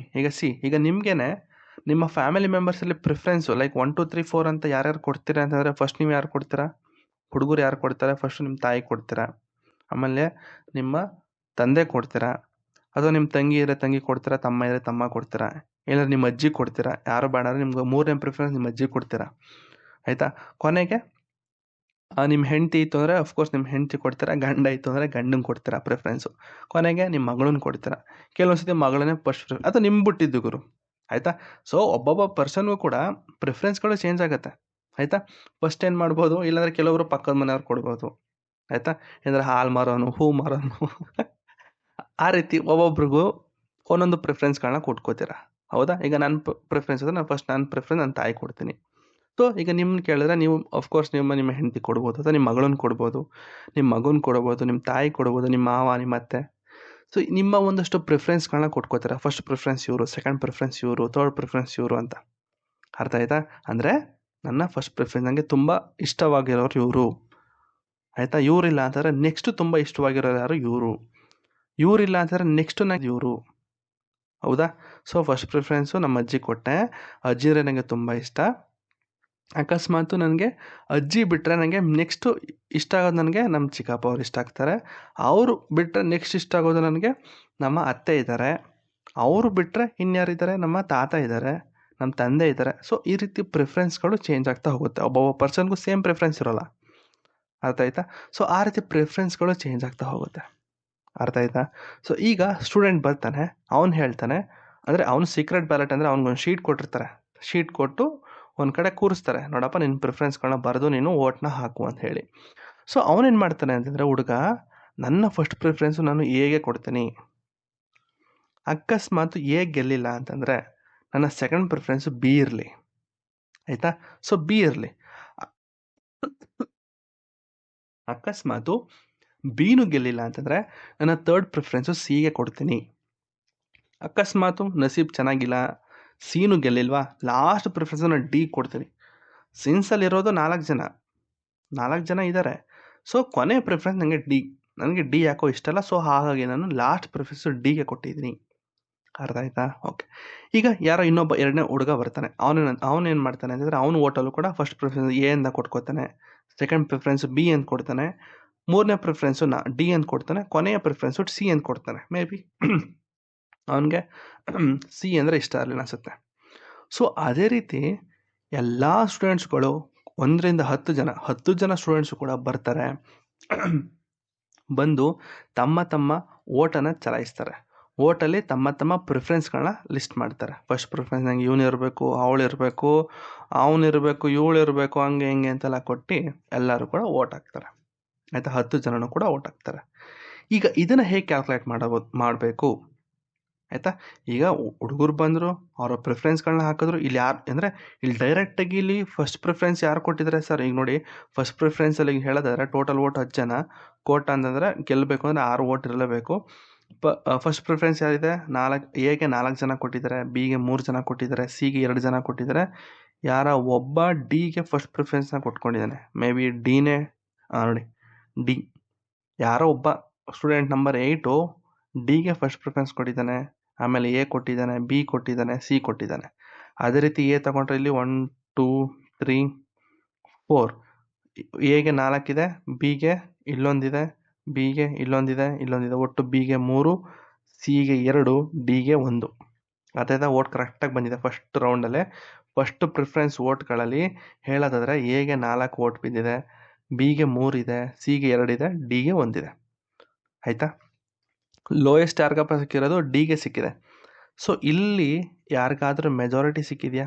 ಮೆಜಾರಿಟಿ ಅಂತಂದರೆ ಎಷ್ಟು ಓಟ್ ಇರಬೇಕು? 6 ಓಟ್ ಇರಬೇಕು ಅಂತ ಹೇಳಿದೆ. 50% + 1 ಪ್ರಪೋರ್ಷನಲ್ ರೆಪ್ರೆಸೆಂಟೇಷನ್ ಮೆಜಾರಿಟಿ ಜನಕ್ಕೆ ಇಷ್ಟ ಆಗಬೇಕು. ಹೌದಾ? ಸೊ ಇಲ್ಲಿ ಯಾರಿಗಾದ್ರೂ ಮೆಜಾರಿಟಿ 6 ಓಟ್ ಸಿಕ್ಕಿದೆಯಾ? ಒಬ್ರಿಗೂ ಸಿಕ್ಕಿಲ್ಲ. ಹೌದಾ? ಈಗ ಏನು ಮಾಡಬೇಕು? ಕಮ್ಮಿ ಯಾರು ಸಿಕ್ಕಿದೆ ಅವ್ರನ್ನ ಎಲಿಮಿನೇಟ್ ಮಾಡಬೇಕು. ಯಾರು ಎಲಿಮಿನೇಟ್ ಮಾಡ್ತಾರೆ? ಡಿಗೆ ಎಲಿಮಿನೇಟ್ ಮಾಡಿಬಿಡ್ತಾರೆ. ನೋಡಪ್ಪ ಡಿ, ನಿನಗೆ ಫಸ್ಟ್ ಪ್ರಿಫರೆನ್ಸು ಒಬ್ಬರೇ ನಿನಗೆ ಕೊಟ್ಟಿರೋದು. ಸೊ ಹಾಗಾಗಿ ನಿನ್ನ ನಾವು ತಗೊಳ್ಳೋದಕ್ಕಾಗಲ್ಲ. ಜಾಸ್ತಿ ಜನ ನಿಮಗೆ ಫಸ್ಟ್ ಪ್ರಿಫರೆನ್ಸ್ ಕೊಟ್ಟಿಲ್ಲ, ಸೊ ನಿನ್ನ ನಾವು ಎಲಿಮಿನೇಟ್ ಮಾಡ್ತಾಯಿದ್ದೀವಿ ಅಂತ ಹೇಳಿ ಅವನ್ನ ಎಲಿಮಿನೇಟ್ ಮಾಡ್ತಾರೆ. ಸೊ ಎಲಿಮಿನೇಟ್ ಮಾಡಿಬಿಟ್ರೆ ಅವನಿಗೆ ಒಬ್ಬ ಓಟ್ ಆಗಿರೋದು ವೇಸ್ಟ್ ಆಗುತ್ತಲ್ವ? ಸೊ ಇಲ್ಲಿ ಅವನಿಗೆ ಹಾಕಿರುವಂಥ ಓಟ್ ಯಾವುದೇ ಕಾರಣಕ್ಕೂ ವೇಸ್ಟ್ ಆಗಬಾರ್ದು. ಸೊ ಆ ರೀತಿ ಮಾಡಬೇಕು ಅಂದರೆ ಏನು ಮಾಡಬೇಕು? ಡಿನ ತೆಗೆದಾಕಬೇಕು. ನೆಕ್ಸ್ಟು ಡಿದು ಸೆಕೆಂಡ್ ಪ್ರಿಫರೆನ್ಸ್ ಯಾರಿದ್ದಾರೆ ನೋಡಬೇಕು. ಈಗ ಯಾರನ್ನು ನಾವು ಎಲಿಮಿನೇಟ್ ಮಾಡ್ತೀವಿ, ಈಗ ಡಿಗೆ 1 ಓಟ್ ಸಿಕ್ಕಿದೆ, ಡಿನ ನಾನು ಎಲಿಮಿನೇಟ್ ಮಾಡಿಬಿಟ್ಟೆ. ಆಯಿತಾ? ಈಗ ಡಿಗೆ ಹಾಕಿರುವಂಥ ಓಟ್ ಯಾವುದೇ ಕಾರಣಕ್ಕೂ ವೇಸ್ಟ್ ಆಗಬಾರ್ದು. ಈಗ ಡಿಗೆ ಫಸ್ಟ್ ಪ್ರಿಫರೆನ್ಸ್ ಕೊಟ್ಟಿದ್ದು ಒಬ್ಬನೇ ಒಬ್ಬ. ಈಗ ಡಿದು ಸೆಕೆಂಡ್ ಪ್ರಿಫರೆನ್ಸ್ ನೋಡೋಣ. ಯಾರಿದ್ದಾರೆ? ಎ ಇದ್ದಾರೆ. ಅಂತಂದರೆ ಡಿಗೆ ಕೊಟ್ಟಿರುವಂಥ ಓಟ್ನ ನಾವು ಸೆಕೆಂಡ್ ಪ್ರಿಫರೆನ್ಸ್ ಎ ಇತ್ತಿತ್ತು. ಸೊ ಹಾಗಾಗಿ ಡಿ ಓಟ್ನ ನಾವು ಎಗೆ ಕೊಡ್ತಾ ಇದ್ದೀವಿ. ಅರ್ಥ ಆಯ್ತಾ? ಸ್ವಲ್ಪ ಕನ್ಫ್ಯೂಸ್ ಆಯಿತಾ? ಇನ್ನೊಂದ್ಸತಿ ಹೇಳ್ತೀನಿ ನೋಡಿ. ಈಗ ಡಿಗೆ ಕಮ್ಮಿ ಓಟ್ ಇದೆಯಲ್ಲಪ್ಪ, ಸೊ ಡಿಗೆ ಕಮ್ಮಿ ಓಟ್ ಇದೆ. ಸೊ ಈಗ ನಾವು ಡಿನ ಎಲಿಮಿನೇಟ್ ಮಾಡೋದು. ಈಗ ಡಿನ ನಾವು ಎಲಿಮಿನೇಟ್ ಮಾಡಿಬಿಟ್ರೆ ಅವ್ನ ಓಟ್ ಕೂಡ ಹೊರಟೋಗುತ್ತೆ. ಅಂದರೆ ಓಟ್ ವೇಸ್ಟ್ ಆಯಿತು. ನಾನು ಸ್ಟಾರ್ಟಿಂಗೇ ಹೇಳಿದೆ ಯಾವುದೇ ಕಾರಣಕ್ಕೂ ಯಾರೊಬ್ಬರ ಓಟು ಕೂಡ ವೇಸ್ಟ್ ಆಗಬಾರ್ದು ಅಂತ ಹೇಳಿದೆ. ಹಾಗಾದರೆ ನಾವೇನು ಮಾಡಬೇಕು ಅಂತಂದರೆ ಈ ಡಿಗೆ ಹಾಕಿದಂಥ ಓಟಲ್ಲಿ ಫಸ್ಟ್ ಪ್ರಿಫರೆನ್ಸ್ ಅಲ್ಲ, ಸೆಕೆಂಡ್ ಪ್ರಿಫರೆನ್ಸ್ ನೋಡಿ. ಸೆಕೆಂಡ್ ಪ್ರಿಫರೆನ್ಸು ಯಾರೋ ಒಬ್ಬ ಎಗೆ ಹಾಕಿದಲ್ವ? ಅಂದರೆ ಅಕಸ್ಮಾತ್ ಡಿ ಗೆಲ್ಲಿಲ್ಲ ಅಂದರೆ ನನಗೆ ಎ ಗೆಲ್ಲಬೇಕು ಅಂತ ಹಾಕಿದ್ದ ನೋಡಿ. ಸೊ ಹಾಗಾಗಿ ನಾವೇನು ಮಾಡಬೇಕು ಅಂತಂದರೆ ಡಿಗೆ ಕೊಟ್ಟಂತಹ 2ನೇ ಪ್ರಿಫರೆನ್ಸ್ನ ಓಟ್ ಯಾರಿದ್ರು? ಎ ಇತ್ತು. ಸೊ ಹಾಗಾಗಿ ಈ ಒಂದು ಎ ಇತ್ತಲ್ಲ, ಈ ಓಟನ್ನು ತಗೊಂಡೋಗಿ ನಾವು ಎಗೆ ಕೊಡಬೇಕು. ಅರ್ಥ ಆಯ್ತಾ? ನೋಡೋಣ ಈಗ ಏನು ಅಂತ ನೋಡಿ. ಈಗ ನಾನೇನು ಮಾಡಿದೆ, ನಾವು ಚೆಕ್ ಡಿದು ಸೆಕೆಂಡ್ ಪ್ರಿಫರೆನ್ಸ್ ನೋಡಬೇಕು. ನಾವು ಯಾರ್ದು ಎಲಿಮಿನೇಟ್ ಮಾಡ್ತಾ ಇದ್ದೀವಲ್ಲ ಅವ್ರದ್ದು ಸೆಕೆಂಡ್ ಪ್ರಿಫರೆನ್ಸ್ ನೋಡಬೇಕು. ಸೆಕೆಂಡ್ ಪ್ರಿಫರೆನ್ಸ್ಲಿ ಯಾರ ಹೆಸರಿದೆ? ಹೆಸರು ಯಾರ್ದಿತ್ತು? ಎ ಅಂತಿತ್ತು. ಸೊ ಹಾಗಾಗಿ ಡಿದು 1 ಓಟ್ ಇತ್ತಲ್ಲ, ಆ ಡಿನ ಎಗೆ ಟ್ರಾನ್ಸ್ಫರ್ ಮಾಡಬೇಕು. ಆಗ ಟ್ರಾನ್ಸ್ಫರ್ ಮಾಡಿದ್ರೆ ಎಷ್ಟಾಗುತ್ತೆ? ಎಗೆ 5 ಆಗುತ್ತೆ, 4 + 1 ಆಗುತ್ತೆ, ಎಷ್ಟಾಗುತ್ತೆ? 5 ಆಗುತ್ತೆ, ಬಿಗೆ 3 ಆಗುತ್ತೆ, ಸಿಗೆ 2 ಮೊದಲಿತ್ತಲ್ಲ ಅಷ್ಟೇ. ಈಗ ಈ 3 ಜನದಲ್ಲಿ ಮತ್ತೆ ಕಮ್ಮಿ ಯಾರ್ದಿದೆ? ಸಿದು ಕಮ್ಮಿ ಇದೆ. ಹೌದಾ? ಅಫ್ಕೋರ್ಸ್ ನನಗೆ ಸಿ ಎಲಿಮಿನೇಟ್ ಮಾಡಲೇಬೇಕು. ನೋಡಪ್ಪ ಸಿ, ನಿನಗೆ ಕಮ್ಮಿ ಜನ ಫಸ್ಟ್ ಪ್ರಿಫರೆನ್ಸ್ ಕೊಟ್ಟಿದ್ದಾರೆ. ಸೊ ಹಾಗಾಗಿ ನಾವು ನಿನ್ನ ತಗೊಳ್ಳೋದಕ್ಕಾಗಲ್ಲ, ನಿನ್ನ ನಾವು ಎಲಿಮಿನೇಟ್ ಮಾಡ್ತಾ ಇದ್ದೀವಿ. ಆದರೆ ನಿನ್ಗೆ ಹಾಕಿರುವಂತಹ ಓಟ್ನ ಯಾವುದೇ ಕಾರಣಕ್ಕೂ ವೇಸ್ಟ್ ಮಾಡಲ್ಲ. ನಿಂದು ಸೆಕೆಂಡ್ ಪ್ರಿಫರೆನ್ಸ್ ಯಾವುದಿದೆ? ಸೆಕೆಂಡ್ ಪ್ರಿಫರೆನ್ಸು ಯಾವುದಿದೆ ಅವ್ರ ವೋಟ್ನ ನಾವು ಮತ್ತೆ ಅದನ್ನು ರೀಡಿಸ್ಟ್ರಿಬ್ಯೂಟ್ ಮಾಡ್ತೀವಿ, ತಲೆಗೆಡ್ಸ್ಕೊಬೇಡ, ನೀನು ಹೋಗಿ ಬಾ ಅಂತ ಹೇಳಿ ಸಿನ ಕಳಿಸ್ತಾರೆ. ಆಯಿತಾ? ಸೊ ಈಗ ಸಿ ನೋಡೋಣ, ಈಗ ಟೇಬಲ್ ನೋಡೋಣ. ಈಗ ಈ ಟೇಬಲ್ ನೋಡಿ, ಸಿದು first preference second preference, first ಪ್ರಿಫರೆನ್ಸಲ್ಲಿ ಸಿನೇ ಕೊಟ್ಕೊಂಡಿದ್ದಾರೆ ಸರಿ, ಬಟ್ ಸಿದು ಸೆಕೆಂಡ್ ಪ್ರಿಫರೆನ್ಸ್ ಹೇಳೋದಾದರೆ ಫಸ್ಟ್ ಬಿ ಇದೆ, ಆಮೇಲೆ ಎ ಇದೆ ಅಂತಂದರೆ ಸಿದು ಒಂದು ಓಟು ಎಗೆ ಹೋಗುತ್ತೆ, ಒಂದು ಓಟು ಬಿಗೆ ಹೋಗುತ್ತೆ. ಸಿನ್ಸ್ ಸೆಕೆಂಡ್ ಪ್ರಿಫರೆನ್ಸಲ್ಲಿ ಯಾರೋ ಇಬ್ಬರು ಹುಡುಗರು ನನಗೆ ಸಿ ಗೆಲ್ಲಿಲ್ಲ ಅಂದರೆ ನನಗೆ ಬಿ ಗೆಲ್ಲಬೇಕು ಅಂತ ಹೇಳಿದರೆ, ಇನ್ನೊಬ್ಬ ಒಂದು ಹುಡುಗ ಸಿ ಗೆಲ್ಲಿಲ್ಲ ಅಂದರೆ ನನಗೆ ಎ ಗೆಲ್ಲಬೇಕು ಅಂತ ಹೇಳ್ದ. ಸೊ ಹಾಗಾಗಿ ಅವರ ಸೆಕೆಂಡ್ ಪ್ರಿಫರೆನ್ಸ್ನ ಆಧಾರವಾಗಿ ಇಟ್ಕೊಂಡು ಇಬ್ರಿಗೂ ಒಂದೊಂದು ಓಟ್ ಹೋಗುತ್ತೆ, ಎ ಮತ್ತು ಬಿಗೆ ಒಂದೊಂದು ಓಟ್ ಹೋಗುತ್ತೆ. ಆಯಿತಾ? ಸೊ ಇಲ್ಲಿ ನೋಡ್ಬೋದು. ಸೊ ಲೋಯೆಸ್ಟ್ ಸಿ ಇತ್ತು, ಸಿನ ನಾವು ಎಲಿಮಿನೇಟ್ ಮಾಡೋದು. ಸೊ ಹಾಗಾಗಿ ಸೊ ಸಿದು ಸೆಕೆಂಡ್ ಪ್ರಿಫರೆನ್ಸ್ ನೋಡಬೇಕು.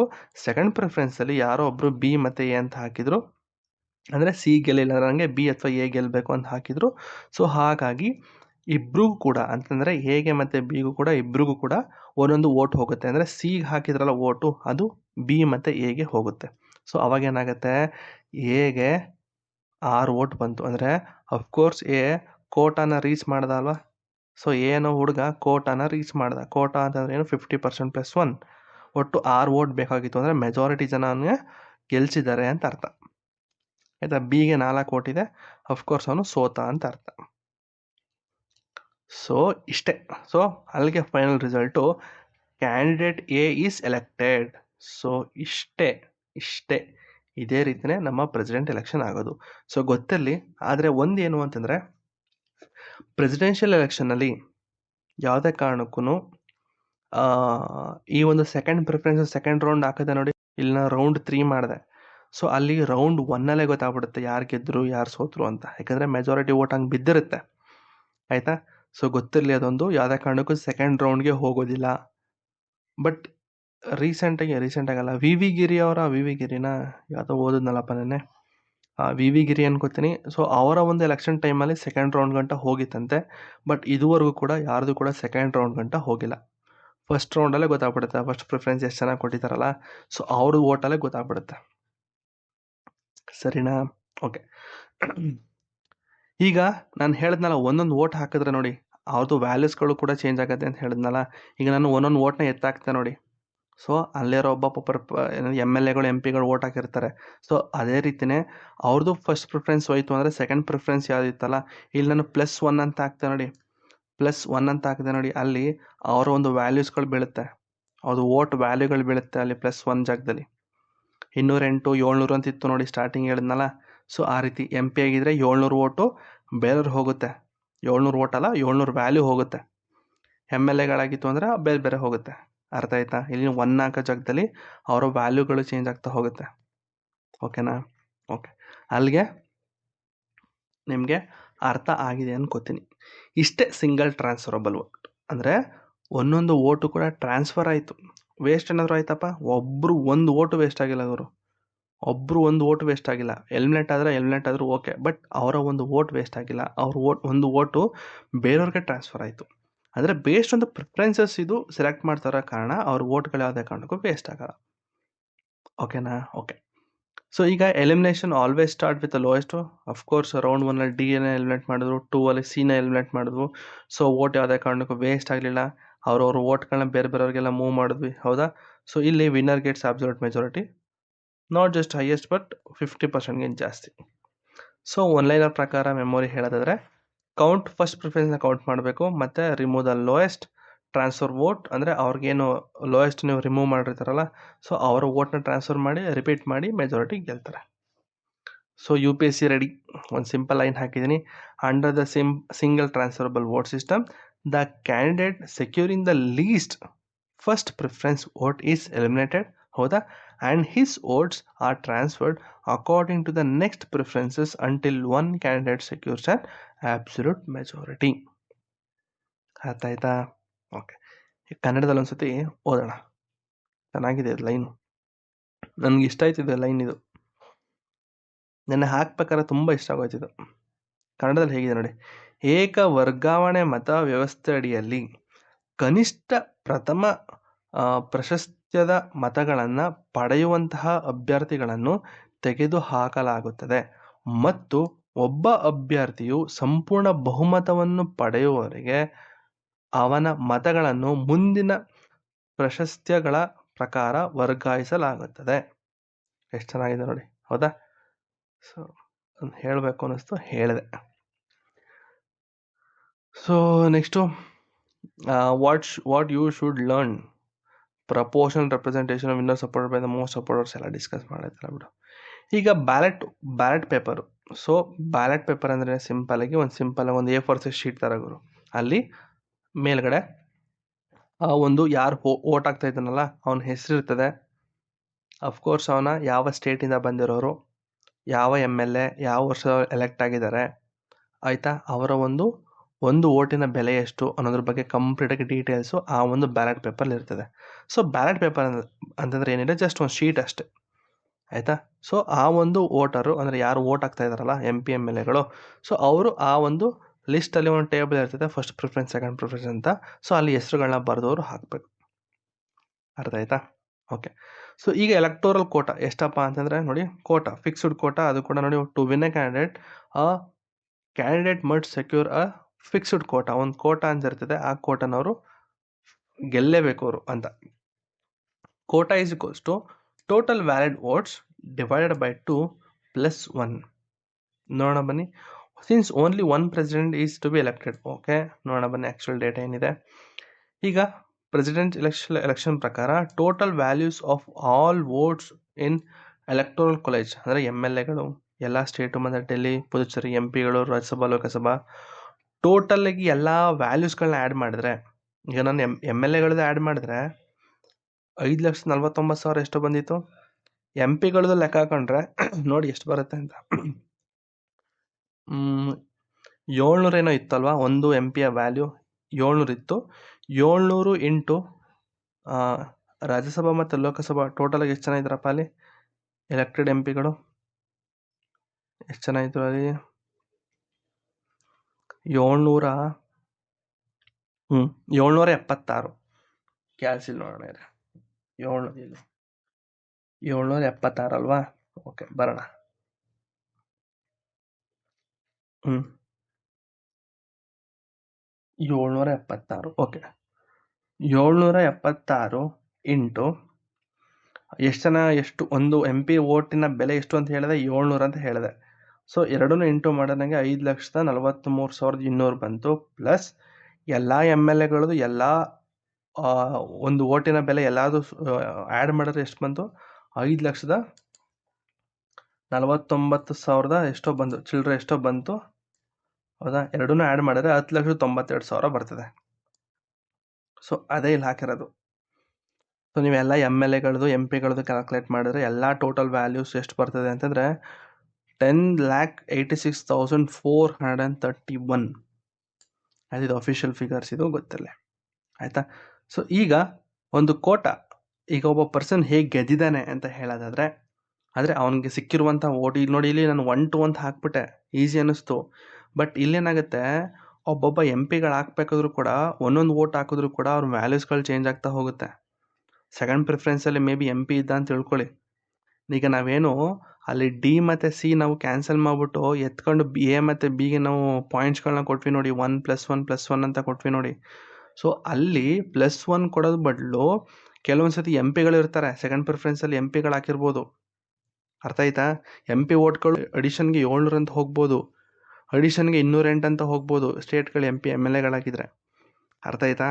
ಸೊ ಈಗ ಒಬ್ಬ ಪರ್ಸನ್ನು ಪ್ರೆಸಿಡೆಂಟ್ ಎಲೆಕ್ಷನ್ಲಿ ಗೆಲ್ಲಬೇಕು ಅಂತಂದರೆ ಮಿನಿಮಮ್ ಮತ ಎಷ್ಟಿರಬೇಕು ಅಂದರೆ, ಕೋಟಾ ನಾನು ಏನು ಹೇಳ್ತಾ ಇದ್ದೀನಿ, ಮ್ಯಾಕ್ಸಿಮಮು 6 ಅಂತ ಹೇಳಿದೆ, 10 ಜನದಲ್ಲಿ 6 ಇರಬೇಕು ಅಂತ ಹೇಳಿದೆ. ಬಟ್ ಇಲ್ಲಿ ಆ್ಯಕ್ಚುಯಲ್ ಡೇಟಾ ಎಷ್ಟು ಅಂತಂದರೆ, ಅವ್ನು ಮಿನಿಮಮ್ ಅಂತಂದ್ರೂ 5,43,206 ಮತಗಳು ಸಿಕ್ಕಿದ್ರೆ ಅವನು ಪ್ರೆಸಿಡೆಂಟಲ್ಲಿ ಗೆದ್ದ ಅಂತ. ಸೊ ಫಾರ್ಮುಲಲ್ಲಿ ಇದೆ ನೋಡಿ, ಟೋಟಲ್ ವ್ಯಾಲ್ಯೂಸ್ ಎಷ್ಟು ಬಂತು ನಮಗೆ? 10,86,431 ಡಿವೈಡೆಡ್ ಬೈ 2 + 1 ಆ್ಯಡ್ ಮಾಡಿ. ಸೊ ಪ್ಲಸ್ ಈಗ ನಾವು ಎರಡನ್ನೂ ಡಿವೈಡ್ ಮಾಡಿದ್ರೆ ನನಗೆ ಇಷ್ಟು ವ್ಯಾಲ್ಯೂಸ್ ಬಂತು, +1 ಆ್ಯಡ್ ಮಾಡಿದ್ರೆ ನನಗೆ ಇಷ್ಟು ಬರುತ್ತೆ.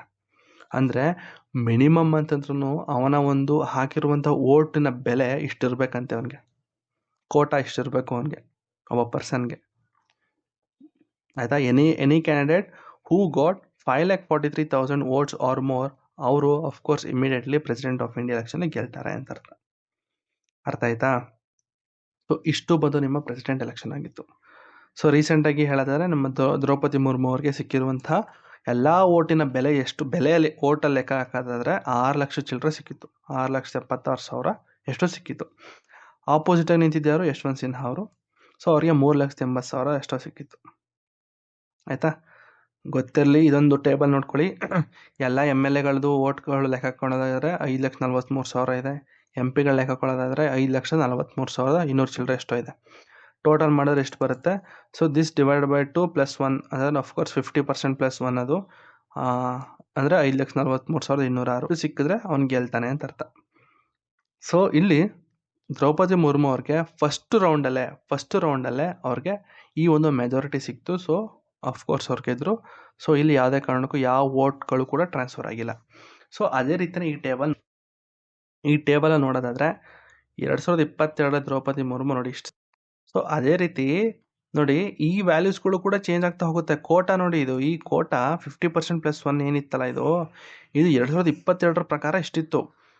ಪ್ರತಿ ವರ್ಷನೂ ಕೂಡ ಚೇಂಜ್ ಆಗ್ಬೋದು ಇದು, ಆಯ್ತಾ. ಪ್ರತಿ ವರ್ಷನೂ ಸೇಮ್ ಇರುತ್ತೆ ಅಂತ ತಗೊಳಕ್ಕಾಗಲ್ಲ. ಮುಂಚೆನೂ ಕೂಡ ಬೇರೆ ಬೇರೆ ಇತ್ತು ನೋಡಿ. ಮುಂಚೆ ನಂಬರ್ ಆಫ್ ವೋಟ್ ಸೆಕ್ಯೂರ್ಡ್ ಇಷ್ಟು, ಎಲ್ಲಿದು ನೋಡಿ. ಈಗ ರೀಸೆಂಟಾಗಿ ಬಂದಿರೋದು ಮೆಜಾರಿಟಿ ಇಲ್ಲೆಲ್ಲ ಇದೆ ನೋಡಿ. 75 ಲಕ್ಷ, 60 ಲಕ್ಷ, 70 ಲಕ್ಷ ಹಿಂಗಿದೆ. ಬಟ್ ವಿ ಗಿರಿ ಟೈಮಲ್ಲಿ ಏನಾಯಿತು ನೋಡಿ, ಇದು ಯಾವ ಟೈಮ್ ಇದು 1961.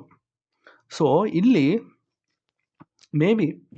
ಮೇ ಬಿ ಪಾಪ್ಯುಲೇಷನ್ ಬೇರೆ ಯಾವುದೋ ಸೆನ್ಸಸ್ ಇಟ್ಕೊಂಡು ಮಾಡಿರ್ಬೋದು. ಇಲ್ಲಿ ಕೆಲವೊಂದ್ಸತಿ ಏನಾಗುತ್ತೆ, ಸರ್ ನೀವೇ ಹೇಳ್ಬಿಟ್ರಿ ಕೋಟಾ ಇಷ್ಟೇ ಇರಬೇಕು ಅಂತ ಹೇಳಿದ್ರಿ, ಬಟ್ ಮೇಲ್ಗಡೆ ಕೋಟಾದ ನೋಡಿ ಎಲ್ಲ ಕಮ್ಮಿ ಇದೆಯಲ್ಲ, 5 ಲಕ್ಷಕ್ಕಿಂತ ಕಮ್ಮಿ ಇದೆಯಲ್ಲ ನೋಡಿ. ಅಲ್ಲಿ ಅಂತಂದರೆ ಈಗ ಇದು ಈ ಒಂದು 1971 ಸೆನ್ಸಸ್ ಆದಮೇಲೆ ಬಂದಿದ್ದು ಯಾರೋ ಫರೂಖ್ಸಿಯಾರ್ ಅಲಿ ಅಹಮದ್, ಅಲ್ಲಿಂದ ಶುರುವಾಯಿತು. ಮತ್ತು ಪ್ರತಿ ವರ್ಷವೂ ಕೂಡ ಈ ಒಂದು MLA ಸೀಟ್ಸ್ಗಳು ಚೇಂಜ್ ಆಗ್ತಾ ಹೋಗುತ್ತೆ. ಕೆಲವೊಂದ್ಸತಿ ಜಾಸ್ತಿ ಇರ್ತದೆ, ಕೆಲವೊಂದ್ಸತಿ ಕಮ್ಮಿ ಇರ್ತದೆ, ಹೌದಾ. ಸೊ MP MLAಗಳ ಸೀಟ್ಗಳು ಕೂಡ ಡಿಫ್ರೆನ್ಸ್ ಬಂತು ಅಂದರೆ ಈ ಒಂದು ವ್ಯಾಲ್ಯೂಸ್ಗಳು ಚೇಂಜ್ ಆಗ್ತಾ ಹೋಗುತ್ತೆ. ವ್ಯಾಲ್ಯೂ ಚೇಂಜ್ ಆಯಿತು ಅಂದರೆ ಕೋಟಾ ಕೂಡ ಚೇಂಜ್ ಆಗುತ್ತೆ, ಹೌದಾ. ಸೊ ಅದಕ್ಕಿಂತ ಮುಂಚೆ ಹೇಗಿತ್ತು, ಪಾಪ್ಯುಲೇಷನ್ ಯಾವುದೋ ಬೇರೆ ಸೆನ್ಸಸ್ ಇಟ್ಕೊಂಡಿದ್ರು ಅನಿಸುತ್ತೆ, ಆಯಿತಾ. ಮೇ ಬಿ MP MLAಗಳು ಕಮ್ಮಿ ಇತ್ತು ಅನಿಸುತ್ತೆ. ಸೊ ಹಾಗಾಗಿ ಈ ಒಂದು ಏನು ವೋಟ್ ಸೆಕ್ಯೂರ್ ಮಾಡಿದ್ರಲ್ಲ ಇವರು, ಈ ಒಂದು ವೋಟ್ ಸೆಕ್ಯೂರ್ ಕಮ್ಮಿ ಇತ್ತು ಅಂದರೆ ಕೋಟಾ ಇನ್ನೂ ಕಮ್ಮಿ ಇತ್ತು ಅನಿಸುತ್ತೆ ಅವ್ರಿಗೆ, ಆಯಿತಾ. ಸೊ ಆಪೋಸಿಟ್ ಯಾರು ನಿಂತಿದ್ರು ನೋಡಿ ಇಲ್ಲಿದ್ದಾರೆ, ಅವ್ರು ಸೆಕ್ಯೂರ್ ಮಾಡಿರುವಂತಹ ಒಂದಷ್ಟು ವೋಟ್ಗಳು, ಅರ್ಥ ಆಯ್ತಾ. ಇದೊಂದು ಟೇಬಲ್, ಆಯಿತಾ. ಸೊ ನಿಮಗೆ ಅದೇ ರಿಯಲ್ ಕನ್ಫ್ಯೂಷನ್ ಆಗ್ಬೋದು. ರಾಜೇಂದ್ರ ಪ್ರಸಾದ್ ಅವ್ರಿಗೆ 5 ಲಕ್ಷ ಸಿಕ್ತು, ವಿ ಗಿರಿ ಅವ್ರಿಗೆ 4 ಲಕ್ಷ, ಜಾಕಿರ್ ಹುಸೇನ್ ಅವ್ರಿಗೆ 4,71 ಸಿಕ್ಕಿದೆ. So there are less than 5 lakh ಅಂತ ಹೇಳಿದ್ರೆ, ಹಾಗಾದರೆ ಹೇಗೆ ಗೆದ್ರು ಅಂತ ನಿಮಗೆ ಒಂದು ಕ್ವಶನ್ ಬರ್ಬೋದು. ಗೊತ್ತಿರಲಿ, ಈ ಒಂದು 5 ಲಕ್ಷ ಚಿಲ್ಲರೆ ಏನು ಕೋಟಾ ಇದೆಯಲ್ಲ, ಇದು ಬರೀ 2022ಕ್ಕೆ ಸೀಮಿತ ಆಗಿದೆ, ಅದಕ್ಕಿಂತ ಮುಂಚೆಗಲ್ಲ, ಆಯಿತಾ. ಸೊ ಮುಂಚೆದು ಲೆಕ್ಕ ಹಾಕೊಳ್ಳೋದಾದರೆ ಟೋಟಲ್ ವ್ಯಾಲ್ಯೂ ಆಫ್ ವೋಟು ಈಗ ನಮಗೇನು 10 ಲಕ್ಷ ಬಂತು ನೋಡಿ, MP MLAಗಳದೆಲ್ಲ ಸೇರಿಸಿದ್ರೆ ನಮಗೆ 10 ಲಕ್ಷ ಬಂತು. ಸೊ ಅವಾಗ ಅಂದರೆ 1952 ಟೋಟಲ್ ವ್ಯಾಲ್ಯೂ ಬಂದಿದ್ದು 6 ಲಕ್ಷ ಇತ್ತಂತೆ. ಕೋಟಾ ಇದ್ದಿದ್ದು 3 ಲಕ್ಷ, ಸೆಕ್ಯೂರ್ ಮಾಡಿದ್ದು 5 ಲಕ್ಷ ಅವರು, ಆಯಿತಾ. 1969 ಟೋಟಲ್ ವ್ಯಾಲ್ಯೂ ಎಷ್ಟಿತ್ತು ಅಂತಂದರೆ ಬರೀ 8,36,000 ಇತ್ತು. ಅಂದರೆ MP MLAಗಳ ಎಲ್ಲ ಓಟಿನ ಬೆಲೆಗಳು, ಟೋಟಲ್ ಬೆಲೆಗಳು ಎಷ್ಟು ಅಂದರೆ 8 ಲಕ್ಷ ಇತ್ತು. ಕೋಟಾ ಅರ್ಧ +1 ಅಂದರೆ 50% +1 ಎಷ್ಟಿತ್ತು, 4,18,000. ಸೊ ವಿನ್ನರ್ ಸಿಕ್ಕಿದ್ದು 4,20,000 ಅಂದರೆ ಮೆಜಾರಿಟಿ ಇದೆ. ಸೊ ಈ ಸತಿ ರೀಸೆಂಟಾಗಿ ಇರೋದಂದರೆ 2022 10,86,000. ಕೋಟಾ ಇರೋದು 50% +1 ಇಷ್ಟಿದೆ, ಸೆಕ್ಯೂರ್ ಮಾಡಿದಿಷ್ಟು. So winner always crosses that year's quota, not 2022. ಗೊತ್ತಿರಲಿ, ಅಂದರೆ ಆ ಇಯರ್ಲಿ ಆ ವ್ಯಾಲ್ಯೂಗಳು ಚೇಂಜ್ ಆಗ್ತಾ ಹೋಗುತ್ತೆ. ಅದೇ ಬಿಗ್ ಮಿಸ್ಅಂಡರ್ಸ್ಟ್ಯಾಂಡಿಂಗ್ ಅಂತ ಹೇಳಿದ್ರೆ, ಕೆಲವೊಂದ್ಸತಿ ಈ ಕೋಟಾಗಳು ಕಾನ್ಸ್ಟೆಂಟ್ ಆಗಿರುತ್ತೆ ಅಂತ ತಿಳ್ಕೊತೀರಾ. ಸೊ ಕೋಟಾಗಳು ಅಫ್ಕೋರ್ಸ್ ಚೇಂಜ್ ಆಗ್ತಾ ಹೋಗುತ್ತೆ ಡಿಫ್ರೆಂಟ್ ಇಯರ್ಸ್, ಅದೊಂದು ಗೊತ್ತಿರಲಿ. ಕೋಟಾ ಇಸ್ ಇಯರ್ ಸ್ಪೆಸಿಫಿಕ್, ಪ್ರತಿ ಇಯರಲ್ಲೂ ಕೂಡ ಚೇಂಜ್ ಆಗ್ತಾ ಹೋಗುತ್ತೆ.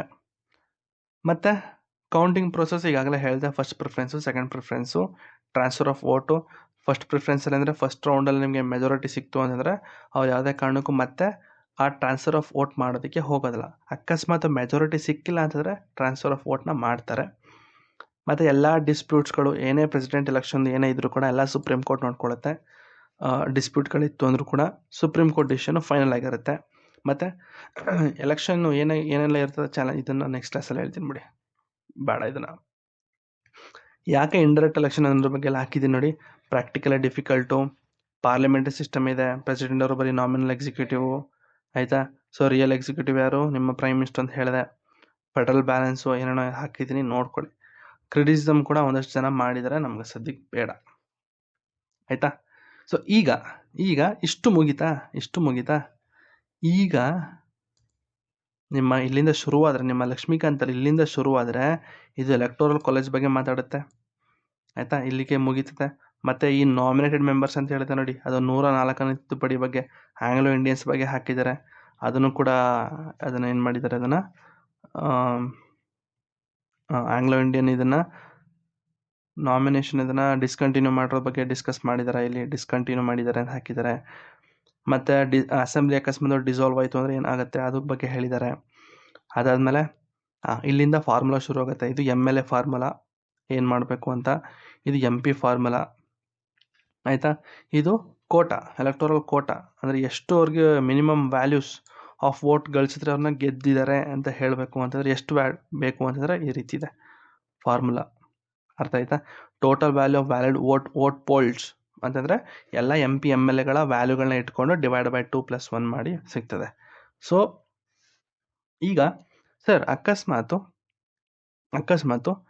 ಇದ್ರ ಬಗ್ಗೆ ಏನಾದ್ರು ಕ್ವಶನ್ ಮೈನ್ಸಲ್ಲಿ ಕೇಳಿದ್ರೆ ನಾವು ಏನು ಬರೀಬೇಕು ಸರ್ ಅಂತ ನೀವೇನಾದ್ರು ಕೇಳಿದ್ರೆ ಇಲ್ಲಿಂದ ಶುರು ಆಗುತ್ತೆ ನೋಡಿ.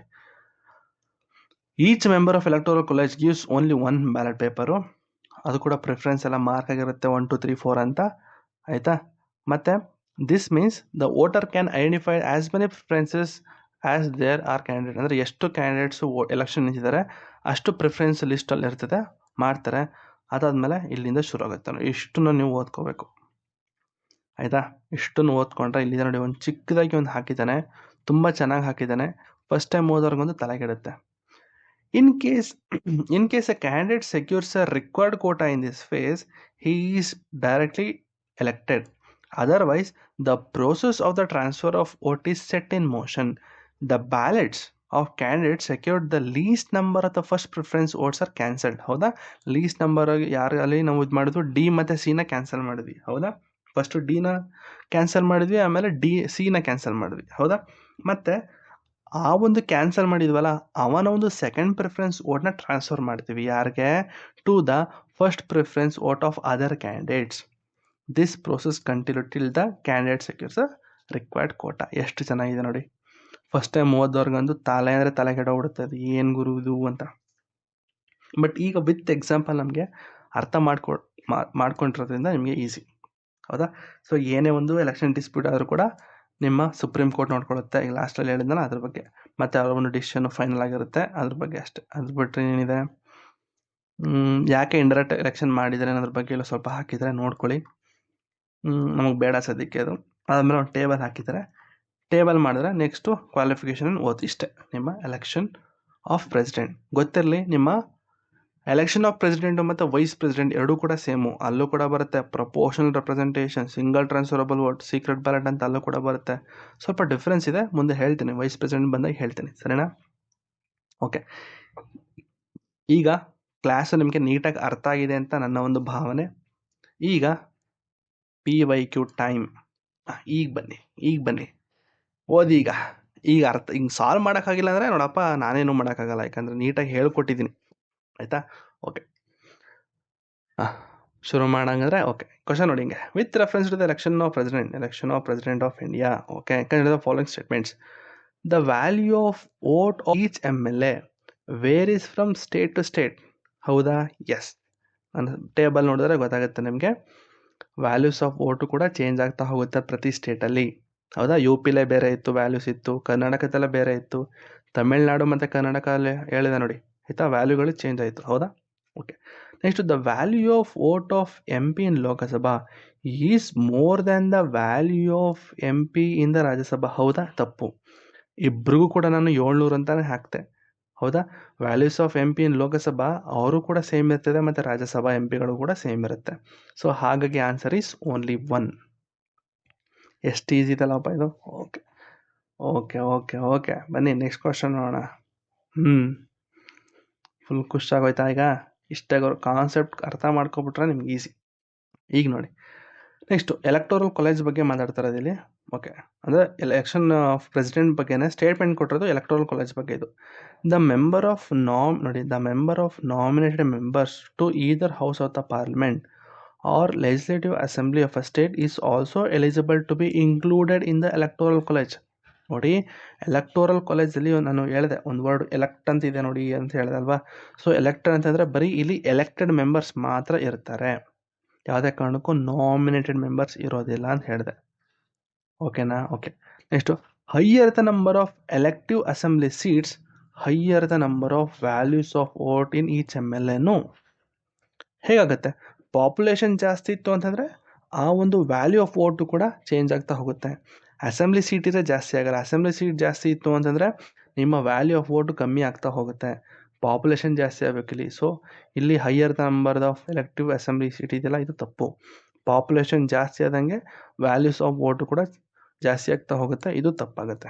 Next, value of vote of each MLA in Madhya Pradesh is greater than that of Kerala. So ಇದನ್ನು ಹೇಗೆ ಸಾಲ್ವ್ ಮಾಡಬೇಕು? ಇಲ್ಲೊಂದು ಟೇಬಲ್ ಹಾಕಿದ್ದೆ ನೋಡಿ, ಈ ಟೇಬಲ್ನ ನೀವು ನೋಡಬೇಕು.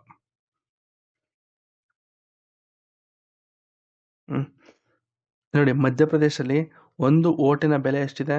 131. ಅದೇ ಕೇರಳ ಬನ್ನಿ, 152. ಅಂದರೆ ಕೇರಳದಲ್ಲೇ ಜಾಸ್ತಿ ಇದೆಯಂತೆ, ಮಧ್ಯಪ್ರದೇಶಕ್ಕಿಂತ ಕೇರಳದೇ ಜಾಸ್ತಿ. ಅರ್ಥ ಆಯ್ತಾ? ಇಲ್ಲಿ ನೋಡ್ಬೋದು, ಇಲ್ಲೇನು ಕೇಳಿದ್ದಾನೆ, the value of vote of MLA of Madhya Pradesh is greater than that of Kerala. ನಾನು ಕೇರಳದೇ ಜಾಸ್ತಿ ಇದೆ, Kerala is greater than Madhya Pradesh.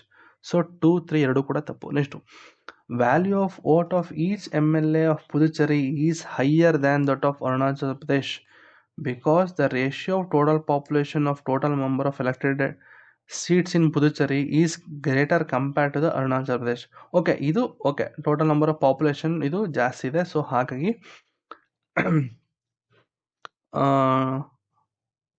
Sir ಇದು ಸರಿ ಇದೆ, ಬಟ್ ಇದು MLAದು ಎಷ್ಟಿದೆ ನೋಡೋಣ ಬನ್ನಿ. ಇದು ಯಾವುದು? ಅರುಣಾಚಲ್ ಪ್ರದೇಶ್ ಮತ್ತು ಪುದುಚೇರಿ ಅಲ್ವಾ? ಅರುಣಾಚಲ್ ಪ್ರದೇಶದ್ದು 8 ಇದೆ, ಪುದುಚೇರಿ ಬಂತು ಅಂತಂದರೆ 16 ಇದೆ. ಅಂತಂದರೆ ಪುದುಚೇರಿ ಜಾಸ್ತಿ ಇದೆ ಅಲ್ಲಪ್ಪ. ಇಲ್ಲಿ ನೋಡಿ, is higher than that of Arunachal Pradesh. ಈ ಸ್ಟೇಟ್ಮೆಂಟ್ ಕರೆಕ್ಟ್ ಆಗಿದೆ. ಯಾಕೆ ಅಂತಂದರೆ the ratio of total population to the number of elected seats in Puducherry is greater compared the Arunachal Pradesh. ಇದು ಫಾರ್ಮುಲಾನೇ ಹೇಳಿದೆ, ಇದು ಫಾರ್ಮುಲಾ ಬಗ್ಗೆನೇ ಹಾಕಿದ್ದಾರೆ. ಸೊ ಹಾಗೆ ಇದು ಕರೆಕ್ಟ್ ಇದೆ. So answer is only 2 statements are correct. ಏನಂತಾರೆ ಅದಕ್ಕೆ? ಇದು ಸ್ವಲ್ಪ ಟೇಬಲ್ ಗೊತ್ತಿದ್ರೆ ನೀವು ಮಾಡ್ಬೋದು, ಟೇಬಲ್ ಸ್ವಲ್ಪ ಗೊತ್ತಿಲ್ಲ ಅಂದರೆ ಕಷ್ಟ ಆಗುತ್ತೆ. ಬಟ್ ಈ 2 ಸ್ಟೇಟ್ಮೆಂಟ್ ನೀವು ಆರಾಮಾಗಿ ಮಾಡ್ಕೋತೀರಲ್ಲಪ್ಪ. ಸ್ಟಾರ್ಟಿಂಗ್ ಟ್ರೂ ಸ್ಟೇಟ್ಮೆಂಟ್ ನೀವು ಆರಾಮಾಗಿ ಮಾಡ್ಕೋತೀರ. ಇವೆರಡು ಮಾಡಿ ಸ್ವಲ್ಪ ಕಷ್ಟ ಆಗುತ್ತೆ, ಯಾಕಂದರೆ ಟೇಬಲ್ ಗೊತ್ತಿಲ್ಲ ಅಂದರೆ ಮಾಡೋಕ್ಕಾಗಲ್ಲ. ಹೌದಾ? ಅರ್ಥ ಆಯ್ತಾ? ಇದು ಇಷ್ಟೇ ಗುರು, ಪ್ರೆಸಿಡೆಂಟ್ ಎಲೆಕ್ಷನು ಇಷ್ಟೇ, ಇನ್ನೇನಿಲ್ಲ. ಆಯಿತಾ? ಸೊ ಕ್ಲಾಸ್ ಇಷ್ಟ ಆಗಿದ್ರೆ ದಯವಿಟ್ಟು ಲೈಕ್ ಮಾಡಿ, ಸಬ್ಸ್ಕ್ರೈಬ್ ಮಾಡ್ಕೊಳ್ಳಿ. ಸಮ್ಮರಿ ಶೀಟ್ಸ್ ಏನಾದರೂ ಬೇಕಿತ್ತು ಅಂತಂದರೆ ಡಿಸ್ಕ್ರಿಪ್ಷನ್ ಲಿಂಕ್ ಇದೆ, ಹೋಗಿ ತಗೊಳ್ಳಿ, ಓದ್ಕೊಳ್ಳಿ. ಅಥವಾ ನೀವೇ ನೋಟ್ಸ್ ಮಾಡ್ತೀನಿ ಅಂತಂದರೆ ನನ್ನ ಟಾರ್ಗೆಟ್ IAS ಕನ್ನಡ ಅಂತ ವೆಬ್ಸೈಟ್ ಇದೆಯಲ್ಲಪ್ಪ, ಇದು ಇಲ್ಲಿಗೆ ಬಂದರೆ ಡೈರೆಕ್ಟಾಗಿ ಟಾಪಲ್ಲಿ ಹೋಮ್ ಪೇಜಲ್ಲಿ ಪೊಲಿಟಿ ಅಂತಿದೆ, ಇಲ್ಲಿಗೆ ಬನ್ನಿ. ಇಲ್ಲಿ ಆಗಲೇ ತುಂಬ ಇಲ್ಲಿ ಹಾಕಿದ್ದೀನಿ ಪೋಸ್ಟ್ಗಳನ್ನ. ಈ ಲಿಂಕ್ ಮೇಲೆ ಕ್ಲಿಕ್ ಮಾಡ್ತು ಅಂತಂದರೆ ಆ ಪೋಸ್ಟ್ಗೆ ಹೋಗುತ್ತೆ, ಅಲ್ಲಿಂದ ನೀವು ನೋಟ್ಸ್ಗಳನ್ನ ಮಾಡ್ಕೋಬೋದು. ಈಗಾಗಲೇ ಫಂಡಮೆಂಟಲ್ ರೈಟ್ಸ್ ಎಷ್ಟು ಮಾಡಿದ್ದೀನಿ ನೋಡಿ, ಆಯಿತಾ? ಸೊ ಕೆಲವೊಂದನ್ನು ನಾನು ಹಾಕಿಲ್ಲ ಇಲ್ಲಿ, ಯಾಕಂದರೆ ನೀವು ನೋಡಿ ರೀಡ್ ಲಕ್ಷ್ಮೀಕಾಂತ್ ಓನ್ಲಿ ಅಂತಲೇ ಹಾಕಿದ್ದೀನಿ. ಎಲ್ಲೆಲ್ಲಿ ಬರೀ ಲಕ್ಷ್ಮೀಕಾಂತ್ನೇ ಓದಿ ಅಂತ ಹಾಕಿದ್ದೀನಿ, ನೀವು ಲಕ್ಷ್ಮೀಕಾಂತ್ ಬಿಟ್ಟು ಬೇರೆ ಏನೂ ಓದಬೇಡಿ, ಆಯಿತಾ? ನೆಕ್ಸ್ಟ್ ಪ್ರೆಸಿಡೆಂಟು ಬರುತ್ತೆ, ಅಲ್ಲೂ ಕೂಡ ಹೇಳ್ತೀನಿ, ಪ್ರೆಸಿಡೆಂಟಲ್ಲಿ ಅನ್ನೋ ಚಾಪ್ಟರ್ನ ಬರೀ ಲಕ್ಷ್ಮೀಕಾಂತ್ ಮಾತ್ರ ಓದಿ, ಬೇರೆ ಓದೋಕ್ಕೆ ಹೋಗಬೇಡಿ, ಸರಿನಾ? ಸೊ ಓಕೆ, ಇಷ್ಟು ನಿಮ್ಮ election of president of India ಆಗಿತ್ತು. ಏನಾದರೂ ಡೌಟ್ ಇದ್ದರೆ ಕಮೆಂಟಲ್ಲಿ ಹೇಳಿ. ಏನಾದರೂ ಡೌಟ್ ಅಕಸ್ಮಾತ್ ನಿಮ್ಗೆ ಕಮೆಂಟಲ್ಲಿ ಹೇಳೋಕ್ಕಾಗಲಿಲ್ಲ ಅಂತಂದರೆ ಟೆಲಿಗ್ರಾಮ್ ಅಲ್ಲಿ ನಾರ್ಮಲಾಗಿ ಸಮ್ಮರಿ ಶೀಟ್ ತಗೋತಾರಲ್ಲ, ಸೊ ಆ ಲಿಂಕ್ ಹೋಗಿ ನಾನು ಮೆಸೇಜ್ ಹಾಕಿ ಏನಾದರೂ ನಿಮಗೆ ಕಳಿಸ್ತೀನಿ, ಆಯಿತಾ? ಬರ್ದಾರ ಕಳಿಸ್ತೀನಿ, ಅಥವಾ ಏನಾದರೂ ಮಾಡಿ ನಿಮಗೆ ಅರ್ಥ ಆಗೋ ರೀತಿ ಮಾಡಿ ಕಳಿಸ್ತೀನಿ. ಓಕೆನಾ? Okay, thank you.